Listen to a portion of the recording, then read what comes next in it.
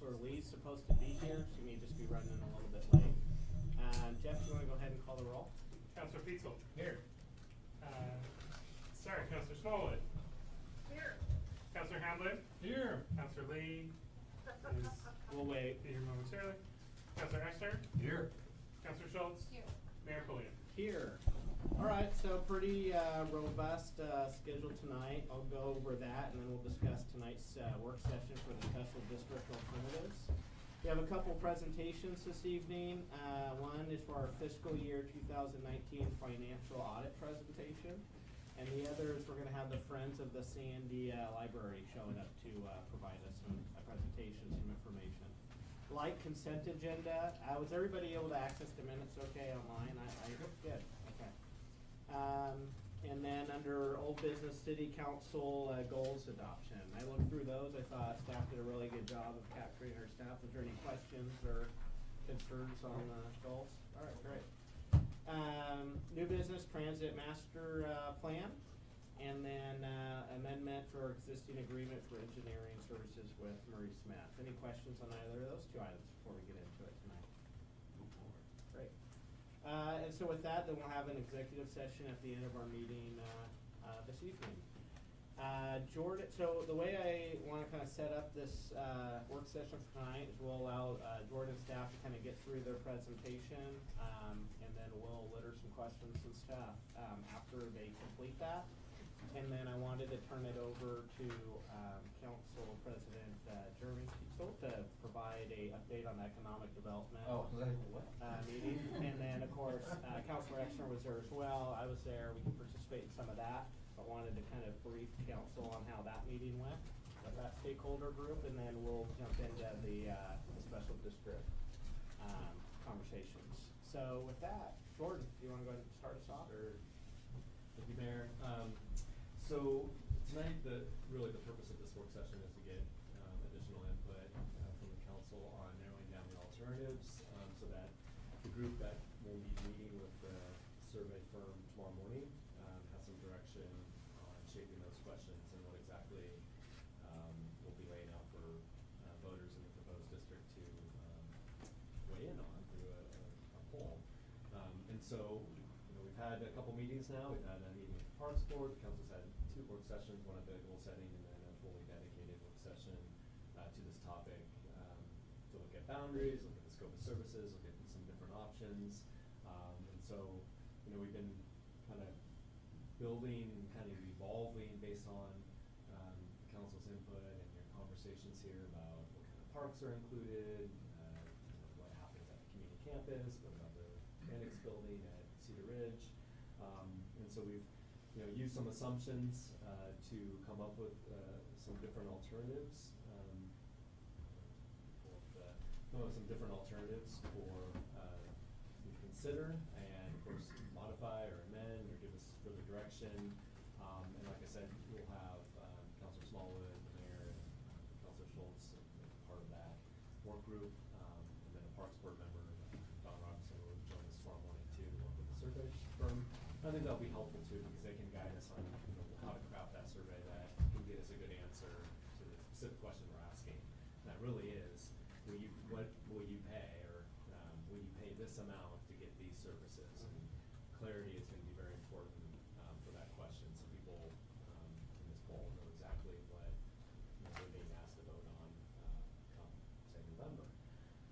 So the 4 different alternatives we looked into, and I will, again, repeat the caveats that these are based on the best numbers we have today. We met with Don, was that last week?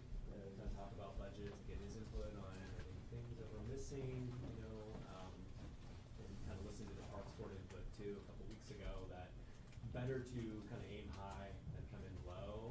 And so we tried to do that in terms of adding a few more staff, say in like the Parks Maintenance Division, to make sure that if we're adding parks in the future, this district will be providing more parks maintenance. They have the funding to do so. So we kind of went through those numbers again and made some updates. Not to say, given more time, the numbers will change more, right? You kind of have to draw a line at some point and say, okay, here it is. This is what we're going to ask voters. And maybe the survey firm will have some input on that too, whether round numbers are better in terms of putting on a ballot, or it's kind of like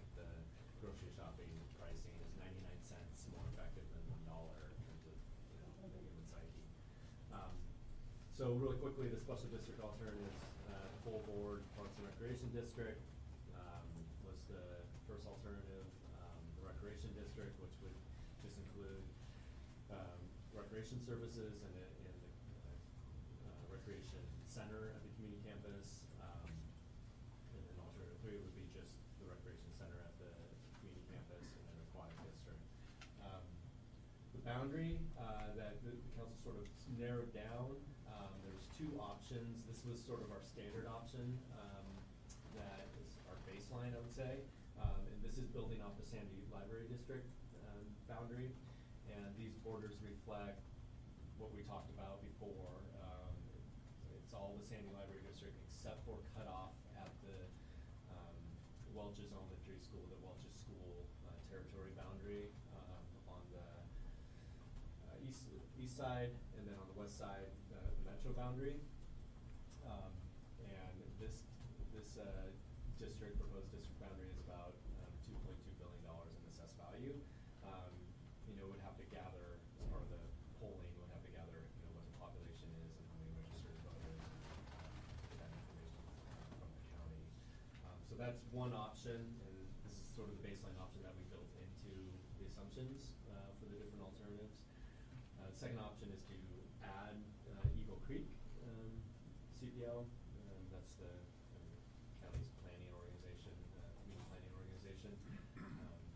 Territory, so Eagle Creek would add about $400 million assessed value to the district, and it does abut Estacada, so you know you can always have that as a option to add Estacada too. Which maybe what was Estacada? Another 300 or 400? I want to say 312, but Okay. I can't recall exactly.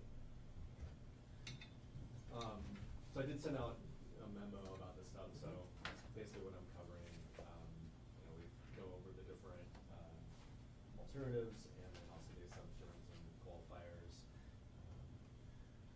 And so to run through those really quick, it's important to note a couple things here. First, what we're assuming on the tax rates, what's in the tax rates. I think there was some confusion on, you know, what does the proposal include or not include in terms of what happens to the pool. And a lot of that depends on how much we can actually fund, right? So this district would establish a new governing body and a new government in that boundary that we showed. And the tax rate that's set up is a permanent tax rate. That's what funds their operation. So they'll be running the pool, doing parks maintenance, running programs. And then in addition to that, we built in an amount for debt service so that they can finance either privately or through a bond. And we just used the number 8 million. Why? Why? Yeah. So, great question. So the 8 million is about $770,000 in debt service, and so almost, you know, $100,000 per million that they're financing. They would finance, and we're basing it on a project that would be about 10 to 11 million, and this, and also depending on the size of the district. You know, if it is a Parks and Recreation District, you actually can. I'll explain this in a second. In fact, some of the detailed budget projections kind of go through that a little bit. And if you want, we can walk through it. But how we set this up is they would levy the permanent tax rate from the first year, but they won't be operating the new expanded pool and the rec center until the 3rd year, right? Because there'll be, you know, a whole year where they don't have any money, and then a whole year of design and planning, and then a whole year of construction, and then they open. So in that meantime, if they levy the permanent tax rate, well, they only need this amount to operate, you know, their base services or just have administration doing the planning work or whatever. You can build up a fund balance over a couple of years to be able to have cash to put towards the construction on the project. The 8 million then is added to about $2.5 million for a $10.5 to $11 million project, which kind of coincides with what we looked at for numbers that would, you know, be a renovation of the pool. It's also like, how much do you want this district to actually try to propose, you know, as a tax rate? The more they debt finance, the more of their budget's just gonna go for 20 to 30 years towards, you know, debt finance. That's almost $800,000 a year just into paying off debt to do the improvements. And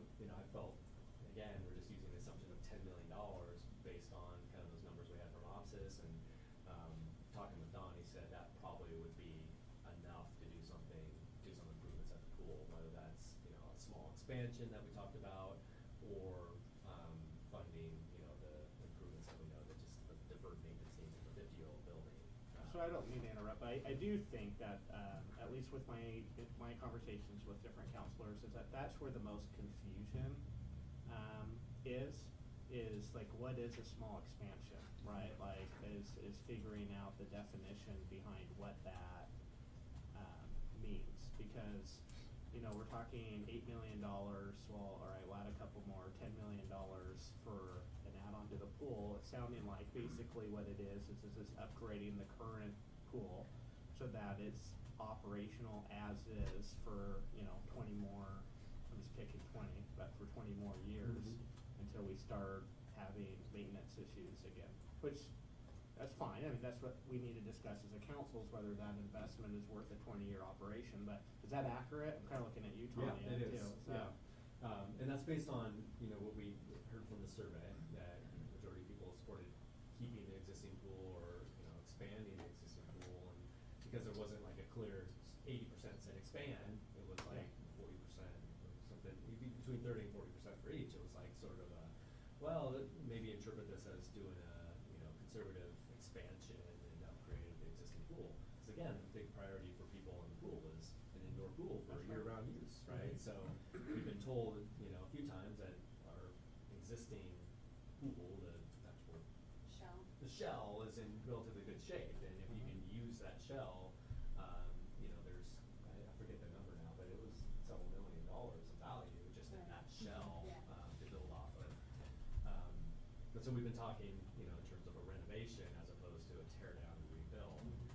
The tear down rebuild cost estimates, and again, these are numbers that are very preliminary. These are conceptual numbers. So you have over a 30% contingency built in. You know, range of estimate was like $12 to $15 million to build, to take what we have today and make it a modern, you know, new pool without, you know, any further bells and whistles, just that pool. Does that allow for different temperatures of water in different parts of it, or is that just I bet in the as is? 15 million range, you probably could. Mm. 'Cause I think Well, it would be one pool in the same configuration, I believe, and that would be at one temperature, but I think that the smaller pool would be a separate pool system, so you could have a different heating, to that pool.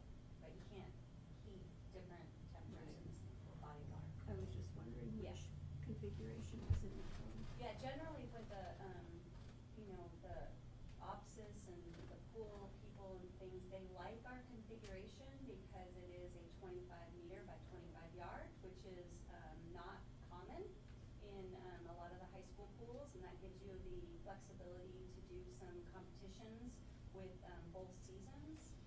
So they like the configuration. I think if they were doing an upgrade, it was more about, obviously, the filtration system and the pumps and so forth, but it was also about the kiddie pool. You know, what else could we do to the kiddie pool? And then the HVAC and then the restrooms at the time were also an issue, and the lobby. So where's the expansion then? So the expansion that we talked about with, you know, the results of the survey was, you know, looking at making a warm water pool. Yeah. So if you're gonna do Yeah. a pump replacement and upgrades, can you create a separate, you know, way to keep that better? Well, The it would be the a- existing, it okay, would but be hold a- on, that's not an expansion, right? That's heating the existing child pool. Well, I think what OPSIS found is, first you have to look at some of the, health department codes as far as the distance around the pools. And that particular pool, we would have to make deeper and make it a little bit bigger would be ideal. So that's maybe the expansion piece is a little bit bigger, and then at the plans was to kind of go out a little bit more in the lobby area or into the restrooms, because that way you have more room in that direction. The configuration of OPSIS is actually turned, like the restrooms are this way, and in the actual plans, it switches this direction. Okay. And that was to set us up for the recreational pool, which would be over here, and the lobby, which would have been over this way for, the community center, if you went that direction. So there was a lot more involved in that preliminary. And a lot more expensive. Yeah. But, and then also, the other piece of it was moving the pump room, because the pump room is now down and way down deep, hard to access, and if, depending on the boundaries with the school district and also what else we were building in the back, we needed access to the pump room for chemicals and so forth. So it was moving the pump room up to the front of the building. So there's a lot of things that could, we can change. I mean, the reality is you don't really know, until you actually get in and do like a hard design or something that, it's like, what is the expansion you want, right? And we talked about, if you're doing a $10 to $12 million project, like do something pretty cool with that. I think you could do the maintenance items. If you're gonna redo the cladding on the building and the roof and that sort of thing, you get a lot more light in there and maybe, we'll get into this, but the other thing we're proposing is if you're keeping the annex building or the bunker building and you remodel that, we're gonna demo the rest of the buildings and maybe the pool can expand outward by doing like a splash pad plaza, that can then mesh into the bigger community campus and the annex building where there's recreation activity and stuff going on there. So you have like sort of the outdoor expansion, where pool can be used year round, rain or shine, but in the summertime it becomes even more of a special place where people are using it for, for aquatic stuff. Now is that enough? We don't know until you get a good design and, have a proposal that, they're going through, the numbers and, so, basically we're saying, no, let's see, $8 million financing is a lot of money to finance, but, and especially for a new district, you don't get a good rate, when you're a fresh new government that doesn't have a lot of track record, so they might even have to go and get private financing for it. And then, fund those, and then, it does increase the tax rate, it's not, just operating the pool, it's operating the pool plus doing it I think really a large amount of capital, almost half the funding for the new district will go towards, capital. So how flexible is this new district government to be able to do evaluation of upgrades and how far they want to go? You're talking about splash pads on the outside, you're talking about changing in different kinds of things. If they find that the money that they're receiving is not going to be adequate to do some things, can they back off and do less? Or if they find that, like the high school did, that some of the contractors were hungry and became cheaper, then they might do a little more. Is there much flexibility in their authority to do that? But they're stuck with the dollar per thousand. Yep. That's it. That's tight. That's nothing that can change. Yeah. Without going back to the public again some future time and say, you want more. They can do that though, right? They can push their own levies. Correct. Yeah. They can go out for an operating, they can go out for a bond. Those almost always fail. Yeah. So does this. Yeah, maybe we're lucky to get this one. So just, and then any other questions on? That's how we got to that number. No, like real hard science behind it, other than, some numbers based on, the remodeling or the renovation cost plus, what we stretch it to possibly by, having them build up a cash reserve. Are we gonna be in a segment where we'll talk about how we present this on the ballot and such? Because I have questions about, we talked a bunch about last time about being simpler than complex, and then we've got a lot of unknowns, and we're talking about this or that. I'm concerned about how complex we're gonna present this to them. So Carl, what I would ask is to allow the committee tomorrow to do the questions and allow that committee to focus on that. What I'd like to hear tonight is what we all need to know. Like, when that survey comes back, right? What do we as a body need to know from it to make our educated decisions? And then allow that committee with the experts and the pollsters and stuff in the room to then craft the survey to get to what we need to know. Does that make sense? Sure, I just wanna I guess we talked about making it simple. I'm not sure I wanna keep Yeah. hammering away on that, but Right. I hear a lot of movement towards the complexity of all the Sure. different options here, so Yeah. that's what I'm feeling. Okay. Yeah, you want to be simple, but you also want to be clear, and I think that's will be one of the challenges for, the work group. And also, maybe tonight or over the next, couple meetings is deciding what are those, what are we gonna tell voters, what the improvements are? The district improvements, or $10 million worth of improvements. We don't know what those improvements are, except for it will be a pool that can last for another 20 to 30 years and have, more modern, locker rooms and a roof that doesn't leak, On the recreation side, again, for the bigger parts of the recreation district and the recreation district, we use just our current city recreation programs and then put in a later for more programs. We basically just added $20,000 or 10% or something like that for growing programs. This could be, youth programs, sports programs, but we don't know what the district would do, but we know they'll probably want to do more. So make sure that they're not hamstrung from that starting line. And then the recreation center is another one with the capital assumptions here. I think this is one of those policy questions too for the council to be aware of that, just the limits that we have financially is one, we can build in this new district, debt service to pay for some capital, but two, we also have up to $13 million in urban renewal that the board can allocate. $3 million is already designated for the community campus that can be spent either on the pool or on the bunker building or on the property itself to do park improvements.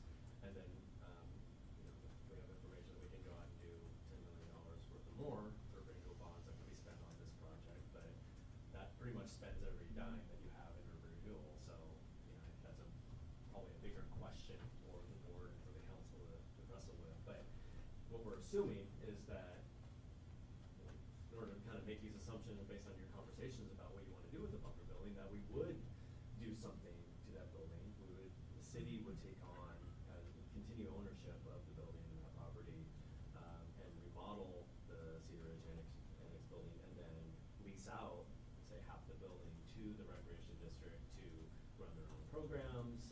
Could be the youth and teen center, activity center. They could do meeting rooms and community rooms, and then we basically would jointly operate it. We could move our senior services to that building, and have a joint, civic facility. So that would, basically take all the city funding that we have to do that, which leaves, not a whole lot of funding left to do other renewal projects, or even puts a cap on how much park improvements you can do at the community campus. I think the numbers that we got from the remodel of the annex building was around 8 to 10 million, somewhere around 7 to 10 million in that range, depending on how big you want to go. But if you just do the aquatic district, you can only do the pool, right? You can't really do anything else because it falls outside of that kind of district. Well, you could spend the money on, if it was just an aquatics district, and say the aquatics district would be responsible for the pool, the city could still go off and do the annex We can building. still use our urban renewal, do the annex building, then move our parks and rec into there. We'd incur some additional expenses that we wouldn't have a tax rate for. Right. Yeah, operate. Yeah.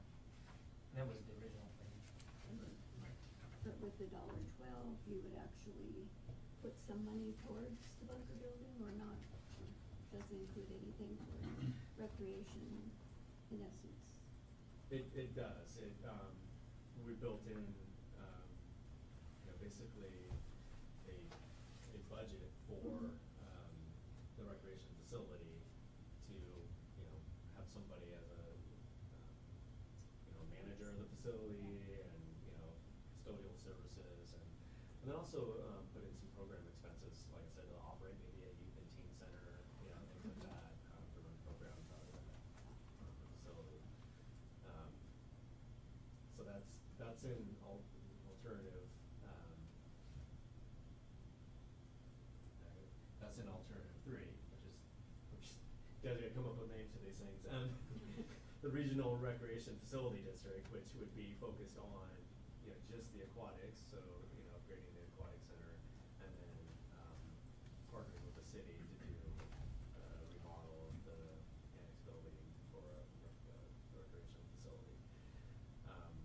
There's other ways that we can look at funding, like the parks improvements, and so if say the remodel will cost $10 million and we have $3 million additional, we could probably build a parking lot and do the demolition and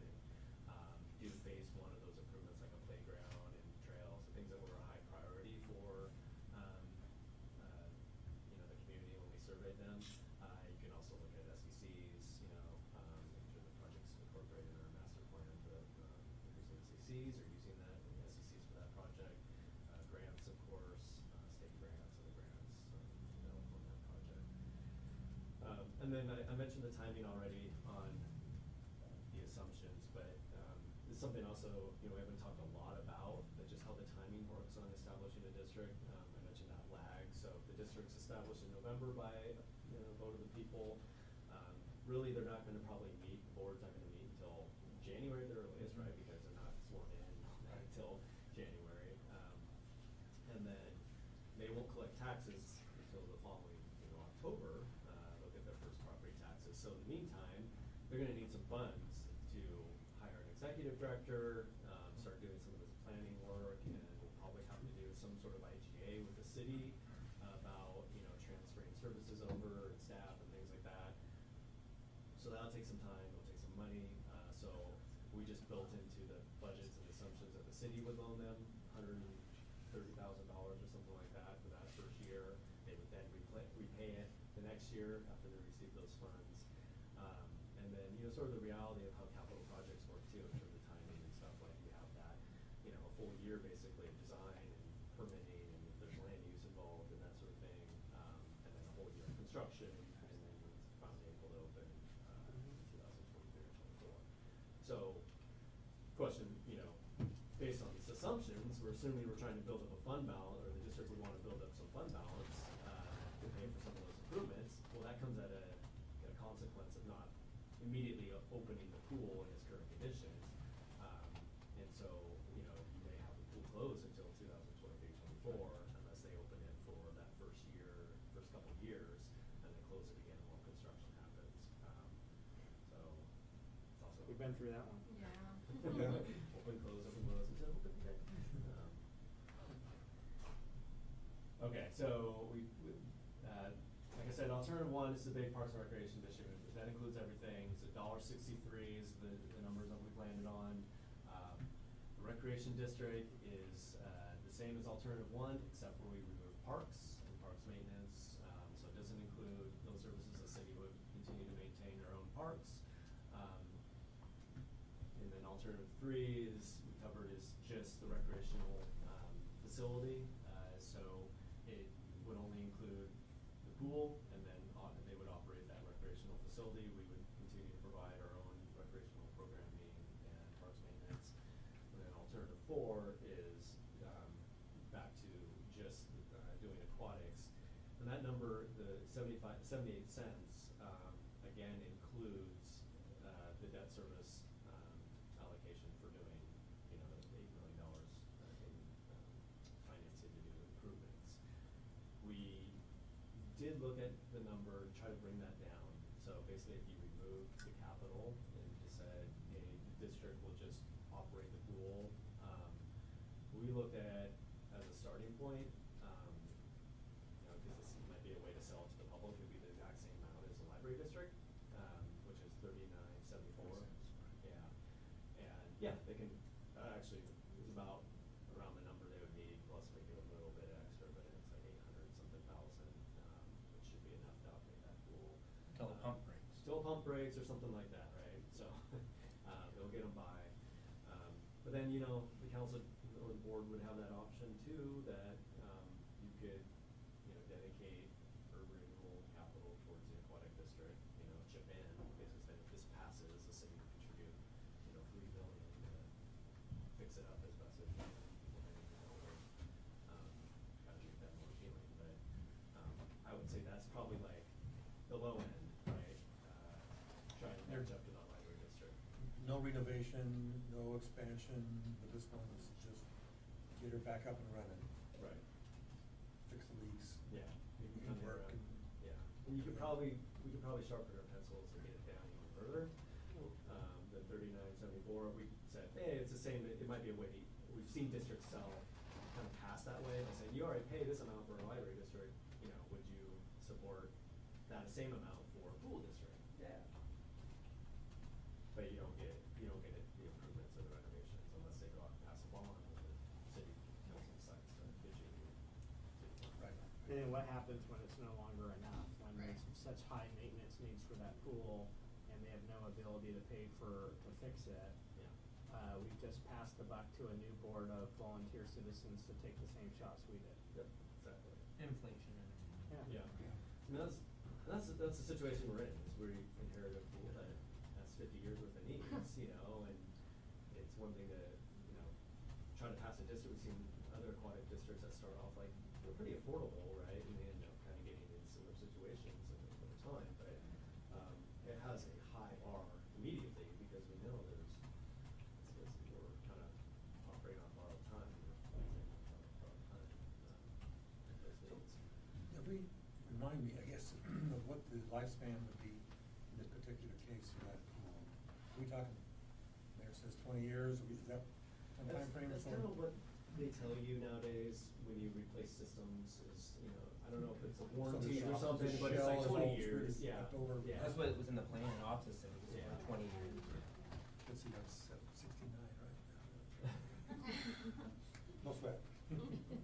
Is that, are we to the conclusion kind of your first? Yeah, these are just presentation? summary pages. Again, this is in that memo, kind of breaking it down.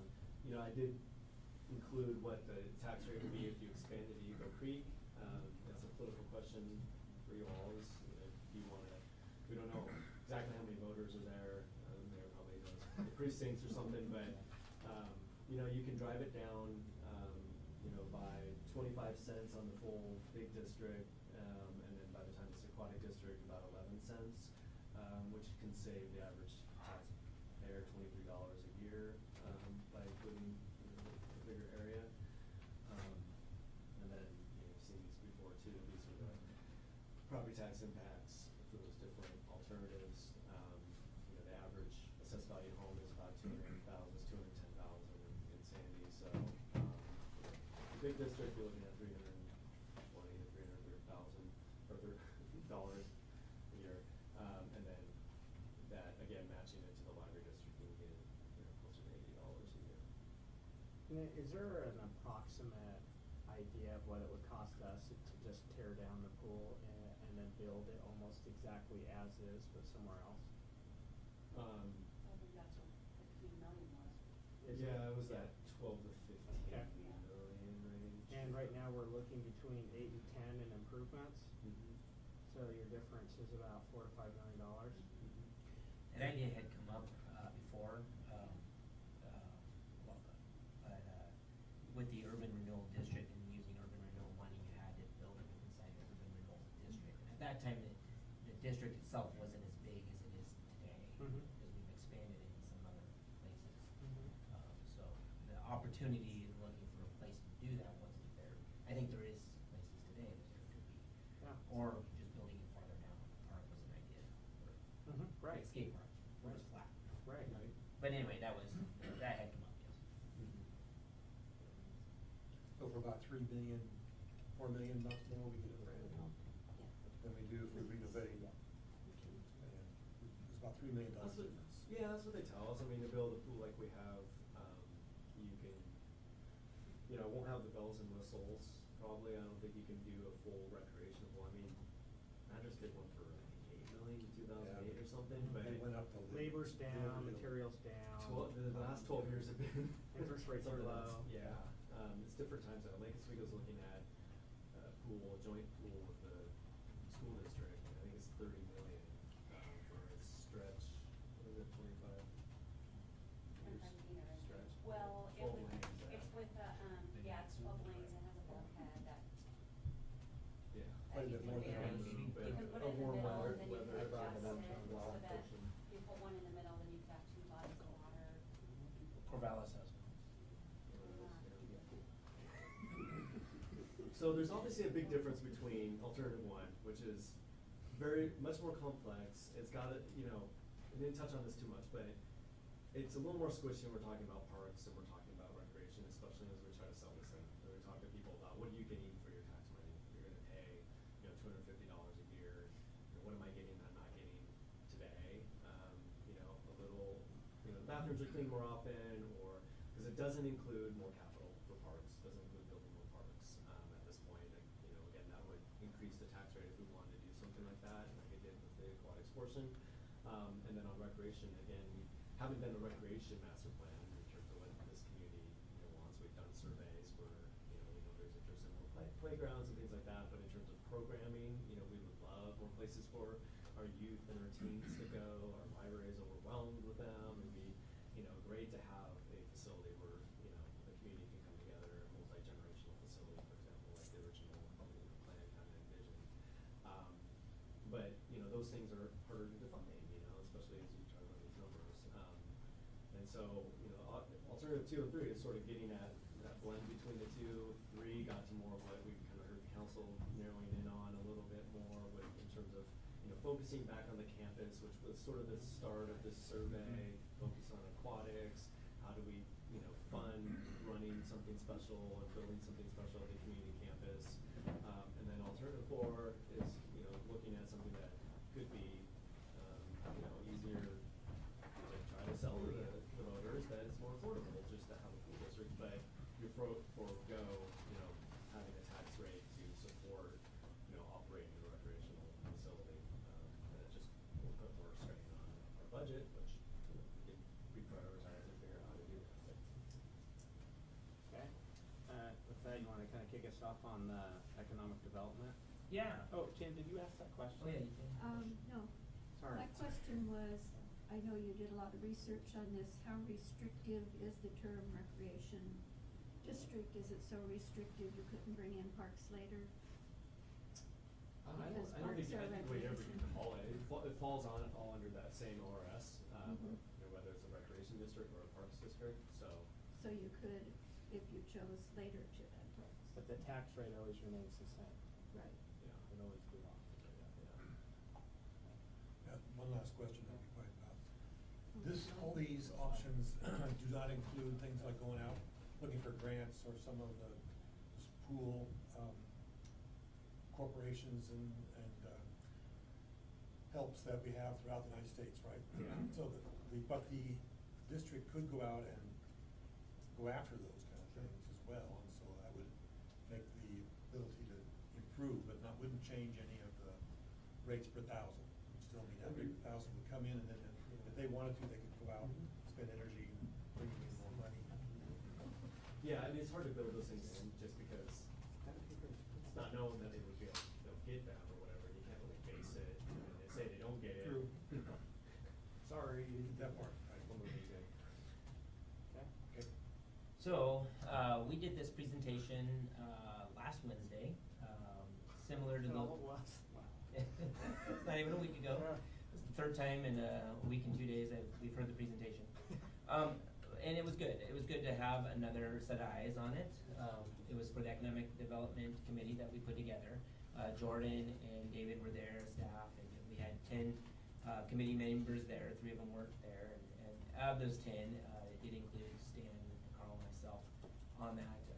And so the Economic Development Committee, as you know, is a nice, I'm gonna say swath, a nice cut. Representation of the community. So it's not all restaurant owners or all, you know, one type of business or another, coming from different backgrounds and different ideas, all very, you know, very professional people. And so we went through the whole presentation with them on that. And then we sat back and listened to what they said. And every single one of them talked. And, you know, they all had an opinion. And it was very nicely, politely done. There wasn't any, you know, people didn't get on any soapbox or anything like that. It was just very, which I really took in. I think we all did. And we heard some of the things that we've heard before. And it was very like, this is really fast, was one of them. You know, when Kurt McKnight is on it as well, who's on the school board, who had been through the process, like some of us had been working through the process, but he went through the process with a little bit of different lens, right, being on the board back when they passed the school bond for the high school back in the day after it had failed many times prior and took a break and went through it, and how they've hired a company to help them with that process and some of the things. So he asked some really good questions, I think, of what we were doing and being able to be prepared for a November timeframe. We We had other people, ask questions of how many people from the surveys, we've done, how many people are actually using the pool, from the past. And so Stan, I think mentioned, 10% of the population, or less than 10% of the population of that. And so they really kind of locked onto that, of going, you're looking at asking them, and other people, to pay, this fee, but yet it's supporting, this certain percentage. And so we reminded them also of other things out there that are the same way, right? But each one of them basically had the same messages. They didn't think that was the best thing for Sandy or the best thing for citizens. One other thing that did come out was, I think there's a little, well, I don't think, it came out, they said it afterwards, and kind of during, was exhaustion from fee increases. And so, we've raised the sewer and the water. There was a $5 fee for safety, and here's another one that when they put up there, they know exactly how much their business and property's worth, and in their house as well, knowing what that was. And oh man, they knew exactly, they wanted to focus right on it, because that's what, it's important to them as the bottom line too, is they prepare. And then they brought up the sewer treatment plant expansion, and they can get behind more of that aspect of things, because that's the infrastructure, the economic development of the community. I do think, coming out, and correct me if I'm wrong, when adding a bunch of other things to it, it made it more complex. And so, in confusion, and trying to get in that. We only met for an hour and a half, but for that period of time, it was more around an hour, 50 minutes, because we had talked about some other things ahead of time that it wasn't coming across. The message that came out of it at the very end, correct me if I heard something different, we can debate that, was that they had wanted to, they weren't say, don't go do this, but you need to put a lot more work into getting this done. They felt that two things, the exhaustion from raising fees, but the second one was that to get something successfully passed, you need to do a lot more outreach and work for that. We had Hans, who had done something similar in a way from up in government camp. Went through that process there too. So we had people with experience as well, telling that in our community from different businesses, similar to what we've heard from some others. So basically, within 2 days, hearing some of the same messages, it helped. No, I have a little bit, but I'll let Carl add. Do you have anything to add before I? No, actually, I think a little bit. I've had a chance to talk with one other individual that didn't make it that night. I went through that explanation, almost to the same statement, got the same kind of response, just conversations. It's a little bit too soon to be doing all these things, and since you've already increased the rates for a couple other items pretty substantially and pretty quickly, the only thing I would say is that I felt like we needed to be able to put the word out better, and that we didn't seem to be able to getting the word out just yet. And I think that we have a lot left to do between now and November, but it seems like people are in that mode of, I keep relating it to how we put Sandy Style together, the first up through almost completion of putting it into effect. We didn't get many people commenting and responding back, and then suddenly we got close enough to the actual incorporating of the code, got a lot of feedback, and pretty negative, and we had to back up a little bit. I got the feeling that that's kind of what we might be expecting here in this one, but I'd say you captured it pretty good, Jeremy. Okay, so I would agree. I think you did capture it very well. The sentiment, only things I would add to that is one comment that hit home to me was what an important piece of property, right?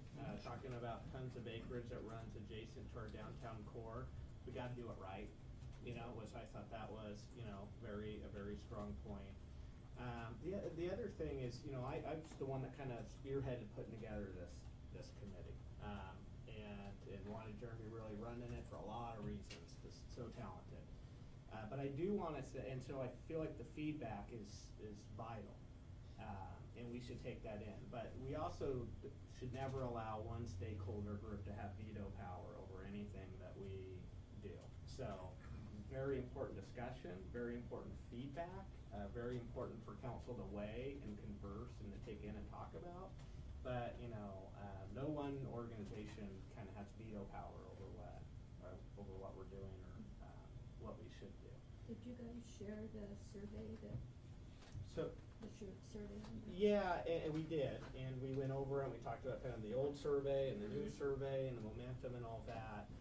One thing that was brought up that's actually something I'm excited to see in this next survey as well is it goes to that exhaustion point. You gotta remember this first survey we did was in kind of what I'll call a pre-wastewater world, right? Which was before some of those fee increases that happened.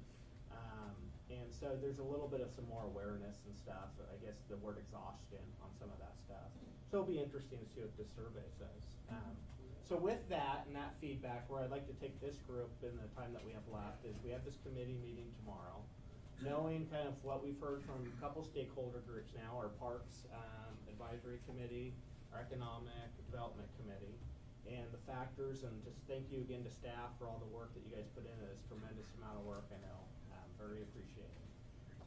All this gathered, when we get those survey results back on this next survey, what are we hoping to glean from that will help us in our decision-making process on how we move forward? People are willing to pay. And for what? Yeah. I think, go ahead, I didn't mean to step on you. Okay, all right. I think I'm less confident in what I believe that we were commissioned to do from the first survey and even the second survey, I guess we'll call it second survey. But also from the words that I've heard and connected with things like the old retired Friends of Pool, those kind of folks. I was pretty gung-ho about seeing us move forward with a fairly strong survey at this third survey, and also moving forward with something pretty strong in terms of how this district ought to look. I'm backing off on some of that. To me, I hear what the Parks Committee said. I listened to what the ECO folks said. Listened to some of the people that are out around that captured me. I've listened to. It's amazing how many people listen to the movies and the video that we have during the different meetings, and they call me up or text me. So I would love to see something. First off, the survey would include enough information to be able to say, if we said no, that we would be able to capture a certain strong understanding of where our community is, so that when we decide to move forward, and I'm assuming we will eventually move forward, whether we move forward today or sometime in the future, that we could use this as a stepping stone to move to the next step. So if we decide to say no at this point, or if we decide to say cut way back or something, we can still use this survey. But some of the questions ought to reflect how that might go forward. Secondly, I guess I appreciate the fact that we got it down to 40 cents per thousand, up to the $1.60, 70, 63 cents a thousand. I think we're going to find a lot of exhaustion with the increases at $1.60 something. So I'm glad to see the lower end of that, 40. I'm a little concerned about how that 40 cents a thousand would give us a pretty weak district. It might be into the inflation, things that we don't know about. I don't know if you're familiar with it, but I've seen a lot of government projects become overpriced pretty quickly. Once you crack open the wall, you find rot that you never even thought of, broken something you never thought of. It could easily be more expensive than what we think. So, start off. I think a big thing that I'm hearing is both the timeline thing being too fast to do it correctly, and a lot of confusion because of the school district and what they're doing. And I don't know how, but we need to frame our questions in a way that they get it has nothing to do with what the school district is doing at this point. It would be nice if we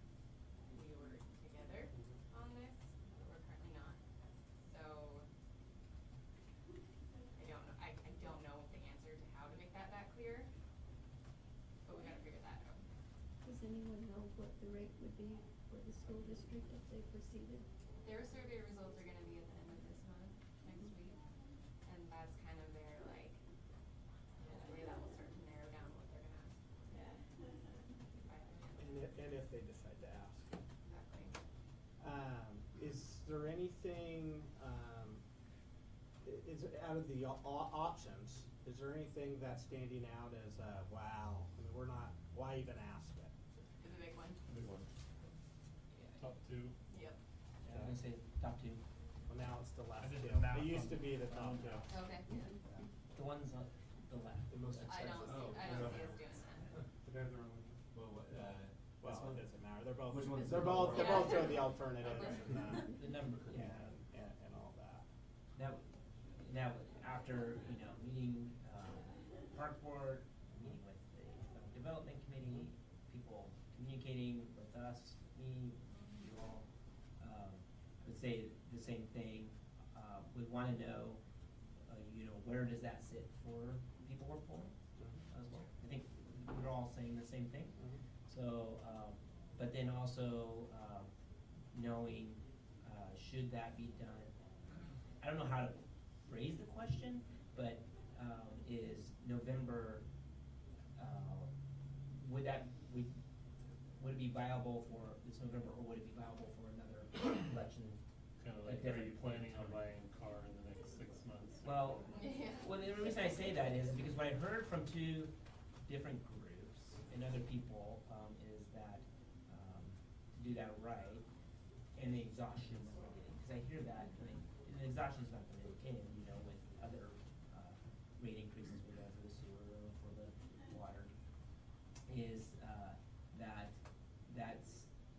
that's gonna play a huge effect into it. I think you have to put it in perspective though, to say, if we don't do it now, we have to wait 4 years because you have to be in a presidential election, so we should tell people honestly that it's now or 4 years.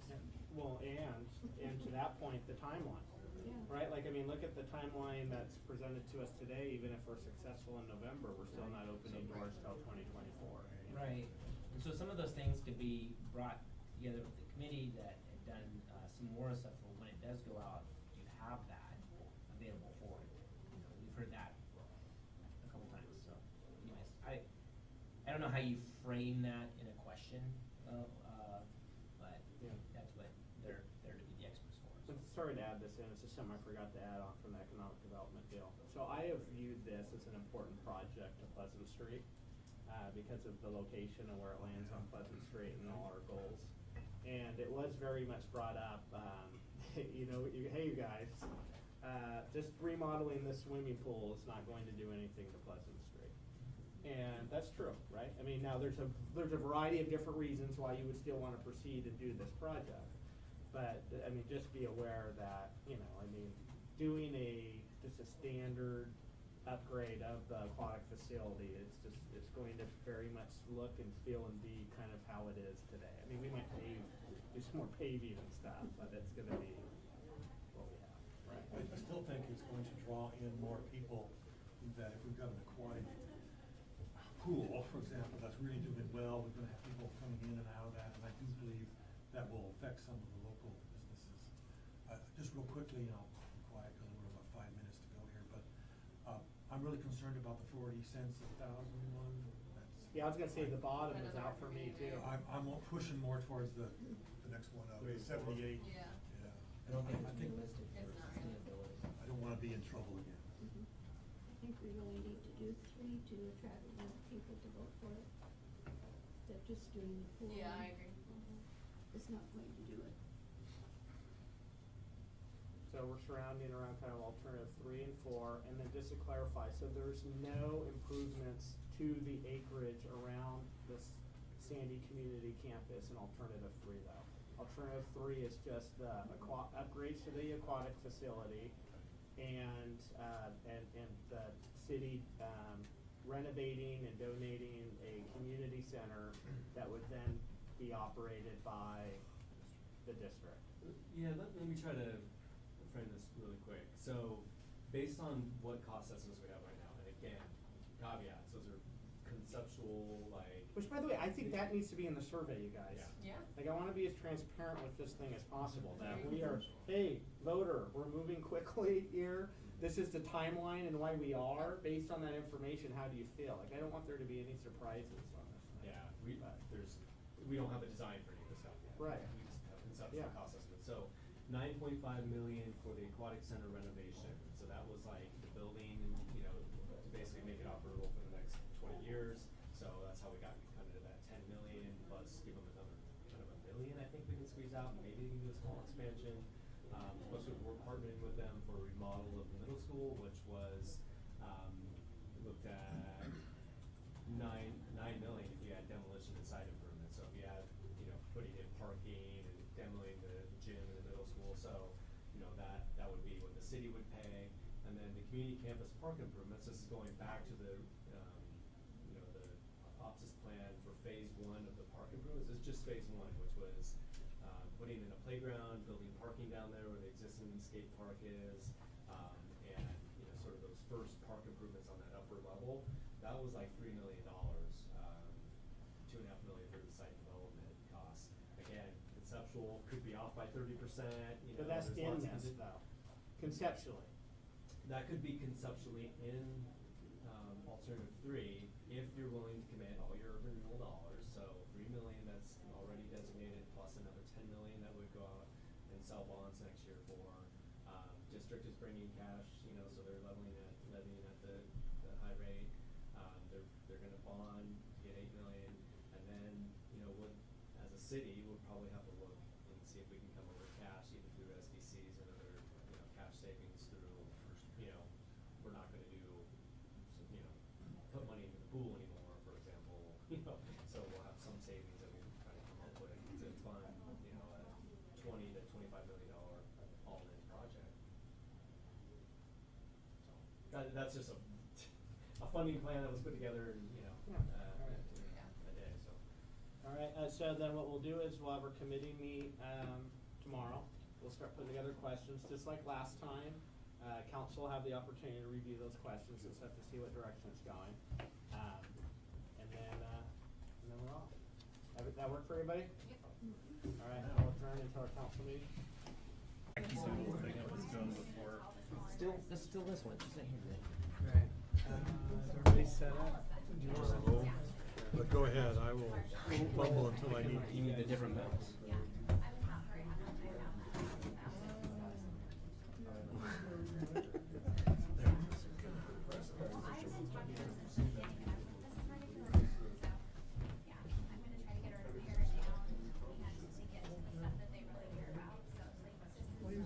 Was it ci.city.or.us? Yeah. I Oh, never- hey, I am up. Seven years. Sandy.or.us. Beach it. I think so. ci.sandy.or.us. Every time I do this, everybody's trying to figure out how to get to this point. Remember, Dr. Bowie one time, there was this one segment they had 35 banjos. All playing symphonies of some kind. Get about halfway through and one of the guys jumps up and says, I win! Because he's been faster than anybody else.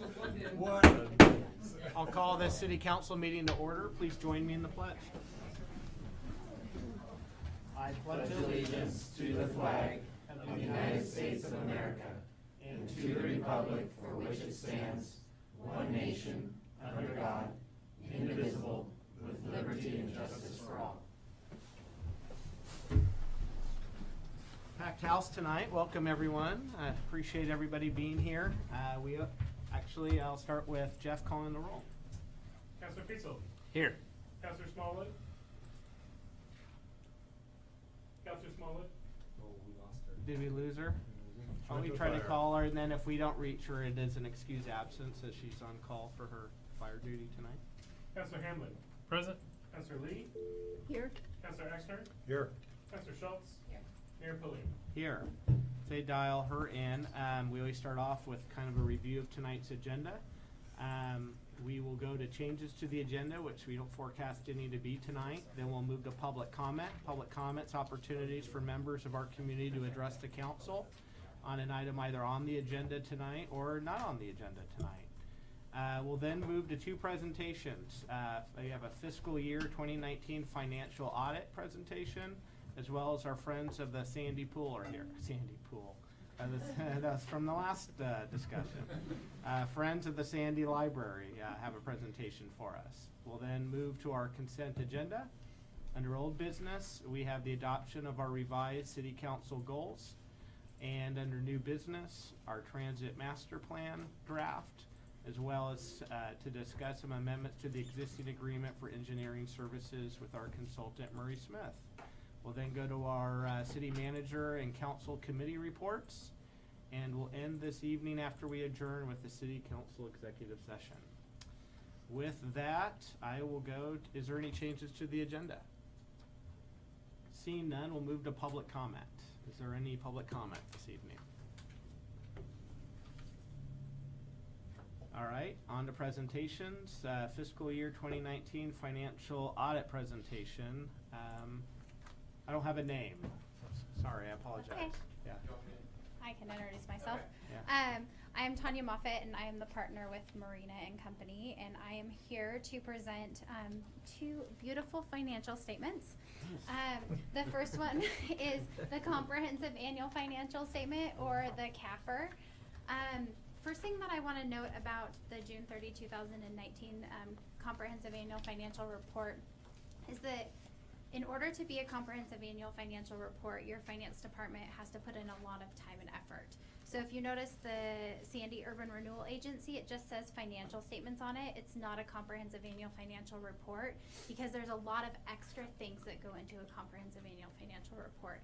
And it's actually an award that the city receives from the Government Finance Officers Association. So I just want to point that out because it takes a lot of time and effort. So one of the things that's extra in a CAFR is the statistical section. So that's at the very back of the financial statements, but that includes 10 years worth of historical data. And so it's a great place to look to see how the city's doing, where they've been. I mean, it has everything from information about property taxpayers all the way to financial data and full-time equivalent. So it has lots of information on a 10-year basis. The one thing I would note is that the Government Accounting Standards Board, who is the regulators that set the rules and regulations for municipalities, they've been very busy in the last 10 years. So you may see things that say NA or not applicable, or maybe they have zeros. That might just be because there was an accounting standard rule change during that time frame.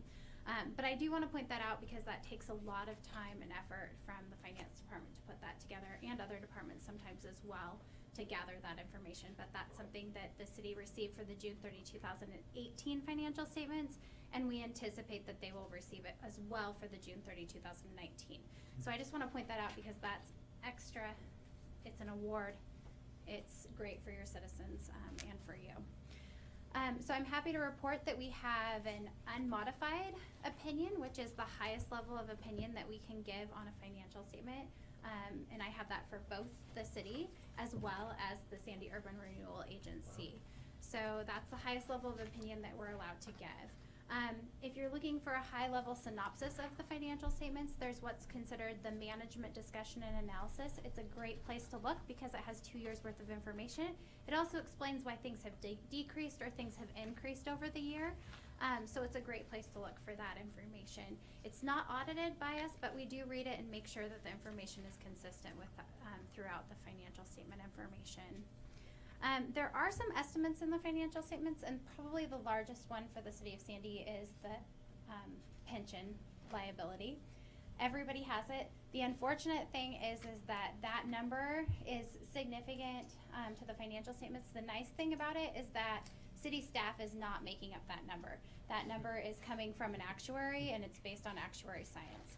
But I do like to point out, as long as the city's making their required annual contributions, then theoretically they will cover that liability in the future because they go through and do an analysis on that and then determine how much the city has to pay each year. So as long as the city's making or exceeding those required minimum payments, theoretically be able to cover that liability. There's a sensitivity analysis in the note that shows what the difference is when you increase the rate of return by 1% or you decrease it by 1%, and it fluctuates greatly. So I just want to point that out to you because it's a huge number, and that delta, the difference between last year and this year, that number shifts significantly, and so it kind of skews some of the numbers in the financial statements, and so I just want to kind of point that out a little bit to you. Another one of the estimates is the other post-employment benefits. So for employees, there's some future liability that there will be there, because the way that Oregon works, until they hit the age of Social Security, you have to be able to pay their other post-employment health care benefits, and so that includes like medical expenses as well. Another estimate is depreciation. We don't know exactly how long a police car is going to last, or a building. So that's another estimate that's in the financial statements. A lot of the numbers in the financial statements are actual numbers. Like I can go to the bank and I can find out exactly how much money there is in the bank. So those numbers are really easy to look at. It's those estimates that are a little bit difficult because they can fluctuate and they can change, and it's not an exact number or an exact science. So I do like to point that out. One of the things that I would like to point out is that we had no restrictions placed on the audit. So when we asked for information, we received it in a timely manner. There were no disagreements with management. There's no unusual accounting policies or practices that the city does as well. I would also like to point out that we also do municipal auditors. We have a separate auditor's report that we issue, and it's called the Independent Auditor's Report on Compliance on Internal Control over Financial Reporting and Audit of Financial Statements Performed in Accordance with Oregon State Regulations. So that's Oregon minimum standards. So the Oregon State Legislature has some very specific things that they like municipal auditors to look at. So for example, we look at ORS 279, which is public purchasing laws. So we make sure that if the city has went out or the urban renewal has went out for any projects, that everybody's had an opportunity to bid on those projects. We look to make sure that the notifications were put in the paper. So there are some non-financial related things that we also look at during the audit. And so we have that report that's on page 126. We did have a few findings for the city, and those were related to funds that exceeded appropriations for the general fund library, for the general fund police, the general fund economic development, the transit fund operations, and the sewer fund operations. Sometimes that's a timing difference. Sometimes it may be unknown projects that are coming in. A lot of times the way that Oregon budget law works is that you have to do the change or the supplemental budget before June 30. And so if those invoices are coming in July or August, you don't always exactly know how much those amounts are going to be. And then the other thing that we noted was that the telecommunications fund did have a deficit ending budgetary fund basis at the ending of the year. And that's been something that has been an ongoing reoccurring finding that we've had. That we did not note any findings in the Sandy Urban Renewal Agency and for our minimum standards report. So overall, it was a great audit. We did find those few minor things, but that's common for us to find those in our municipal audits. Do you have any questions about our audit, about the financial statements? Yes. Sounds like a great audit. Appreciate the compliment and everything. Kudos to our finance folks. In anything, and you mentioned, of course, the PERS is always something on my mind about how we might have, or we do have, unfinanced portions of that. Is there a time, do you know if there's a time when I projected out in year whatever out ahead of us that we would become, a liability would be a danger of not being able to make minimum payments, that kind of thing? So are we gonna, without the legislature taking any fixes and that kind of stuff, are we headed for a problem in so many years out? At this point, we're not 100% sure. The increases have been significant on the amounts. Those come up about every 2 years is when the city will receive a new rate of what they have to pay for the employees. At this point, no, we're not in that danger. I don't know when that future could be, because the actuary, their rules change all the time as well, and so if their rules and the way that they calculate it changes, then it changes the whole analysis. So at this point, I don't know But when the that rate is. is developed by who? The state legislature, correct? It's developed by the state, well, it's developed, I believe, by the Oregon PERS board. with the recommendations, from the legislature and from the actuaries. They also help with that as well. So to your point, that's what concerns me, is that it's a political figure. Right. Well, you know, without them doing any kind of fix on it, you know, we're headed for a crash sometime. But Yeah. I'm assuming it's out there and a bit, and I'm assuming that there'll be several cities that would be in similar situation. I just didn't want it to affect us sooner than later, so if it was only 2 or 3 years out. Sounds like you don't know, but certainly not. Is that out of the scope of what you did? It is a little bit outside of the scope. We do look at it to make sure. Sorry, I had to We, say we, it. do, All right. we do They look audit at. past financials, not future predictions. Well, what do you think it will be? I don't know. What's your best guess? I Put it don't on the know. record. I don't know. I thought the legislature borrowed some money to extend things out 20 years to bring the cost down somewhat. A little bit. They Yeah. also did some offerings of they had some programs that were available. There's different things, so. Tyler, are we paying the rate or more than the rate right now? Just the rate. Just the rate, okay. We don't have a lot of just free money lying around to offset our I know that rates. one, yeah. It could be a very different conversation we have with council on some of these other projects that we talked about lately. Yeah. So, yeah, we pay Okay, what is required of us. thank you. And if you want to look at that schedule, it's on page 79 of the city's CAFR. It has the statutory required contributions on an annual basis, and then the contributions in relationship to those statutory requirements. So as long as those numbers are not a deficit, then theoretically you cover that liability. Okay. All right. Yeah, that's good. I'm done. Thank you so much. I really appreciate it. And Tyler, you and your team really appreciate it. Yes. Yes. Yes. Good job. If you have any additional questions, I left one of my business cards for each of you. We're always available to answer questions throughout the year, so. Did all of us send our letters back to you? You know, I don't know off the top of my head. Always Your group wondered. is normally a pretty good group at responding to us. Okay. So we have some that I have to call people because I don't get any responses back, and I that's think not I need to usually you. respond. Thank you for So, everything. thank you. Have a great night. Next up, Friends of the Sandy Library. Welcome. Okay, my name is Jack Frick. I'm the Secretary Treasurer of the Friends of the Sandy Library. And I want to thank the council for allowing me the opportunity to address the council. We have several friends are here in the audience, including the current president, Dale Hoff, Vice President Gary Hobson. We have 2 other people, Rick Sward, Fred Vogel. George Hoyt couldn't come tonight. I don't know if you guys know who George Hoyt is. Yeah, I'm sure. But if you're a patron of the libraries in Clackamas County, you owe a great deal of gratitude to George for all he did in getting the district passed. So I just wanted to mention that. Okay, the mission of the Friends is twofold. First, to support ongoing library programs and events, which we do at a level of approximately $13,000 a year. So we do that. Second function, or our goal, is to secure long-term stable funding for library programs. To do this, we set up an endowment fund with the Oregon Community Foundation, and we continually fund this project.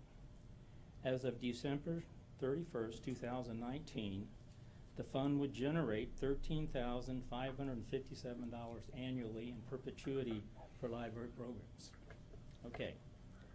Now, the reason for us being here is that we want to make you aware of a planned fundraiser that we're going to do. We need to upgrade the library public computers, basically because Microsoft is no longer supporting Windows 7's hardened software. In fact, some of the computers aren't even working now. And we need to replace the public copier printer in the library. Now, we made an assumption, and I reviewed this with the mayor, and the assumption that I made is that the city of Sandy doesn't have $32,000, which is what we figure is the replacement cost. And after listening to the presentation before me, I think my assumption is probably true. But I don't think you have it lying around in a drawer somewhere. Now, if I'm wrong, then I can leave now and you can just give us the money and we'll be over with. I wish you were. Okay, but since I'm not, so I won't take up any more time, but since I'm not, then I'm gonna make the assumption is correct, that you don't have the money, and I'm gonna outline what we're planning on doing. We're gonna visit all the businesses in Sandy, and there's 4 teams, 3 other captains and myself. We have a mailing list that will go to previous funds, people who've donated or support us before. Maybe we could put something in the Sandy water bills as far as announcement and stuff. We're gonna make people can donate at the library as well. We'll have messages on the library and Clackamas County Bank's reader boards. And we meet in March 4th morning perks with the chamber. That's so far. Now, this is the good news. We've secured a $16,000 dollar for dollar match for the first $16,000 that we raise. Our goal is to get at least 32, so we're on our way going down. This match expires at the end of April. Okay? Are there any questions that I can try and answer? Where are you at as far as being able to promote this and allow us to be able to kind of help you get the word out? I mean, do you have Well, it's kind really of an gonna- ask ready? Well, it's really gonna start, the printing, I left the printing off today, or left Friday. I'm supposed to get the printing tomorrow for the letters. Solicitation letters will probably go out next week. We'll stuff them this week. We'll start hitting businesses probably the end of next week. Okay. Now, the water bill, if we could put something in the water bill, a flyer or something basically like that, then the reader boards will be in the bank and the library. So that's kind of the main thing. And we're trying to only do it for 2 months, because we're gonna get burnt out and everybody else is gonna get burnt out. And we just want to let you know what we're trying to do. Do you have any way for online donations, or does it No. all have to be physical check and? Right now, we're just doing the physical. Okay. We have, there'll be slips that you can fill out at the library, and then everybody who gets a solicitation will have a slip to send back. We thought about doing that, but we're a bunch of old people, and so so that, you're getting, we're all challenged on that, so we do a little bit, but no. Well, we only know how to work on Windows 7, right? So. Some of us can't do that very well. Well, I had to find out what Windows 7 meant, so that's a part of it. Is it a tax deductible gift too? Yes, Okay. that, we have all them. We're a 501c3, tax exempt, and all the information, all that we send out, all has that. And then people who donate, we send a thank you note too, also thanking them with the listing the donation with the tax ID number on it. Can I suggest that before all things expire in your April timeline, that you swing by here and let us know where you're at as far as Yes, somebody, we will. especially if you're over the number, that would be spectacular. Bring us some but- slips too. Yeah. Okay, we Stop will, them by. but Yeah, yes, we will. yeah. With, We have some interested folks here, so. and we're gonna have a thermometer in the library. We'll put that up over where the donation box is for the friends. But we don't wanna start that, because my understanding, if you do fundraisers, you don't wanna start at 0, so we wanna be part of the way up to the thermometer. Strategy. Right now, we have, with the match, we're at almost $7,000. So if we're working to get our way up there, so it'd be nice to put the thermometer up and say we got $15,000 or $16,000. That's counting the match too, that's what I'm doing. Excellent, okay. We were real fortunate. We went to one business in town, and I said, I'm just practicing, because you get hit all the time. How would you feel if I came in and said, give me some money? And I'd say, well, maybe $1,000. What we're gonna try and do is on the, I think it's called wallpaper, when you bring up the computer, it has the thing. If you donate between 500 or more, then your name will show up on all the computers. So every time you bring up a computer, and anyhow, this business called me back about 2 hours later and said, oh, I'll buy 2 of them, so. Great. Which might have been a curse, because that seemed too easy, so we'll see what happens. Should have asked for more. Yeah. Yeah, I should have asked for more when I went back. All right, well, thank you. Well, thank you for your Let me time give you, since you- here, so you see me all the time anyways, Yeah. but I really wanna step up and help out, so make sure you send me your contact information I and will. stuff, all right? Thanks, Dan. Thank you. Yeah. All right, next up, consent agenda. Looking for a motion. I'll move to accept the consent agenda. Second. So motion by Counselor Schultz, a second by Counselor Lee that we adopt the consent agenda. All those in favor signify by saying aye. Aye. Opposed? Motion carries. Moving on to old business, city council goals adoption. Jordan. Yes, so we made some amendments to your existing 2019-21 city council goals based on the discussion you had at the January 15th work session on goal setting. And that document is in your packet. And basically what we did in red is added new action items related to existing goals and the couple different additional goals that were added that evening, and started making some check marks where we're accomplishing portions of those goals, which always feels pretty good. So just really quick, we added the transfer of Highway 211 as a goal, and that's be coming in front of council here pretty soon for your consideration. There was conversations about the Urban Renewal Agency's funding and establishing a capital improvement plan for the district, and so that's something else that we'll be working on with the council and the Urban Renewal Agency Board. Under communications, we added more detail about an action plan and some action items related to improving our communications, and Jeff is already off and running on a few of these in terms of the website, and also developing our first e-newsletter that we hope to send out here pretty soon, right? This month. I think it's even safe to say by the end of the week. Okay, yeah. Jeff, I like your attitude, buddy. I like that. Let's just focus on that for a second. That was outstanding. All right. Okay. Thank you. And a couple other goals we've evolved with the comprehensive plan.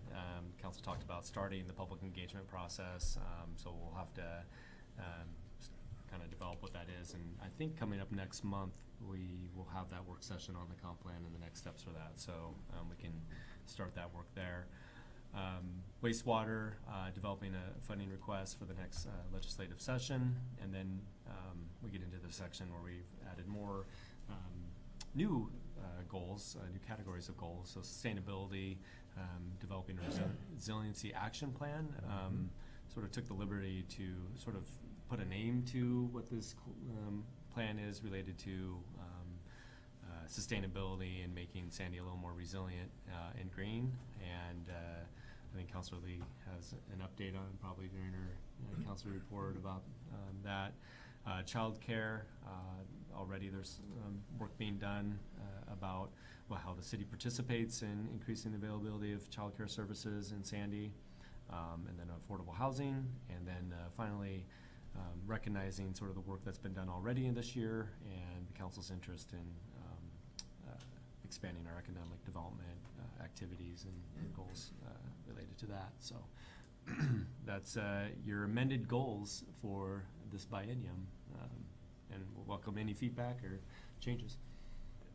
I just repeat my remarks from our work session earlier. Thank you so much. I think staff did a really good job of taking our feedback and our discussions and putting the words on the page and adding on to this. I'm really proud of these council goals for us as a team, and yeah, I like it. I'm ready to go. I don't know if there's any other comments. Yeah. I'm in the same boat. I love the idea of being able to look at goals and see how we're progressing through it and accomplishing something, and good job. Yeah. Good job. All right. Do we need to adopt this, or? Yeah, just by motion. Yep. All right. I would move that we adopt our goals, our council goals update. I'll second that. The motion by Councilor Lee that we adopt the 2019-21 City Council goals as amended, 1/15/2020. A second by Councilor Peetzold. All those in favor signify by saying aye. Aye. Opposed? Motion carries. Yeah, thank you again. Under new business, transit master plan. How did you arrive today? As usual. Transit, right? Transit. I thought there was a bike or something that was involved one time. Transit, Yeah. perfectly on time. I like it. Can I hook up to the HDMI over here somewhere? I think so. One of these. Oh, this looks new and different, actually. Do you need Technology.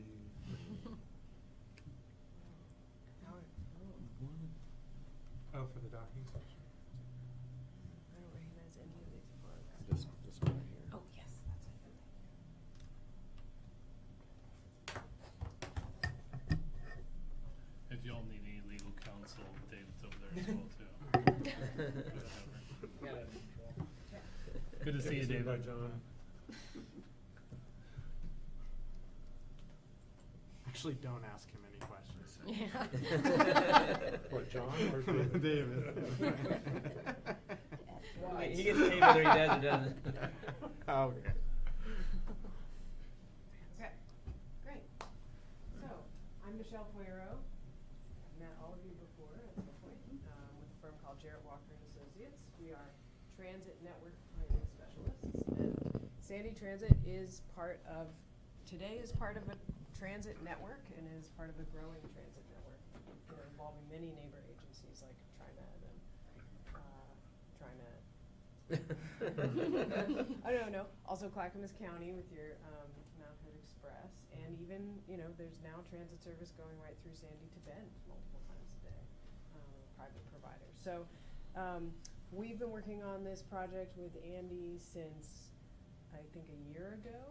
We've consulted the public twice. We've had 2 phases where we brought some questions to the public and gathered their input, and then that informs the next set of ideas that we generated for this plan.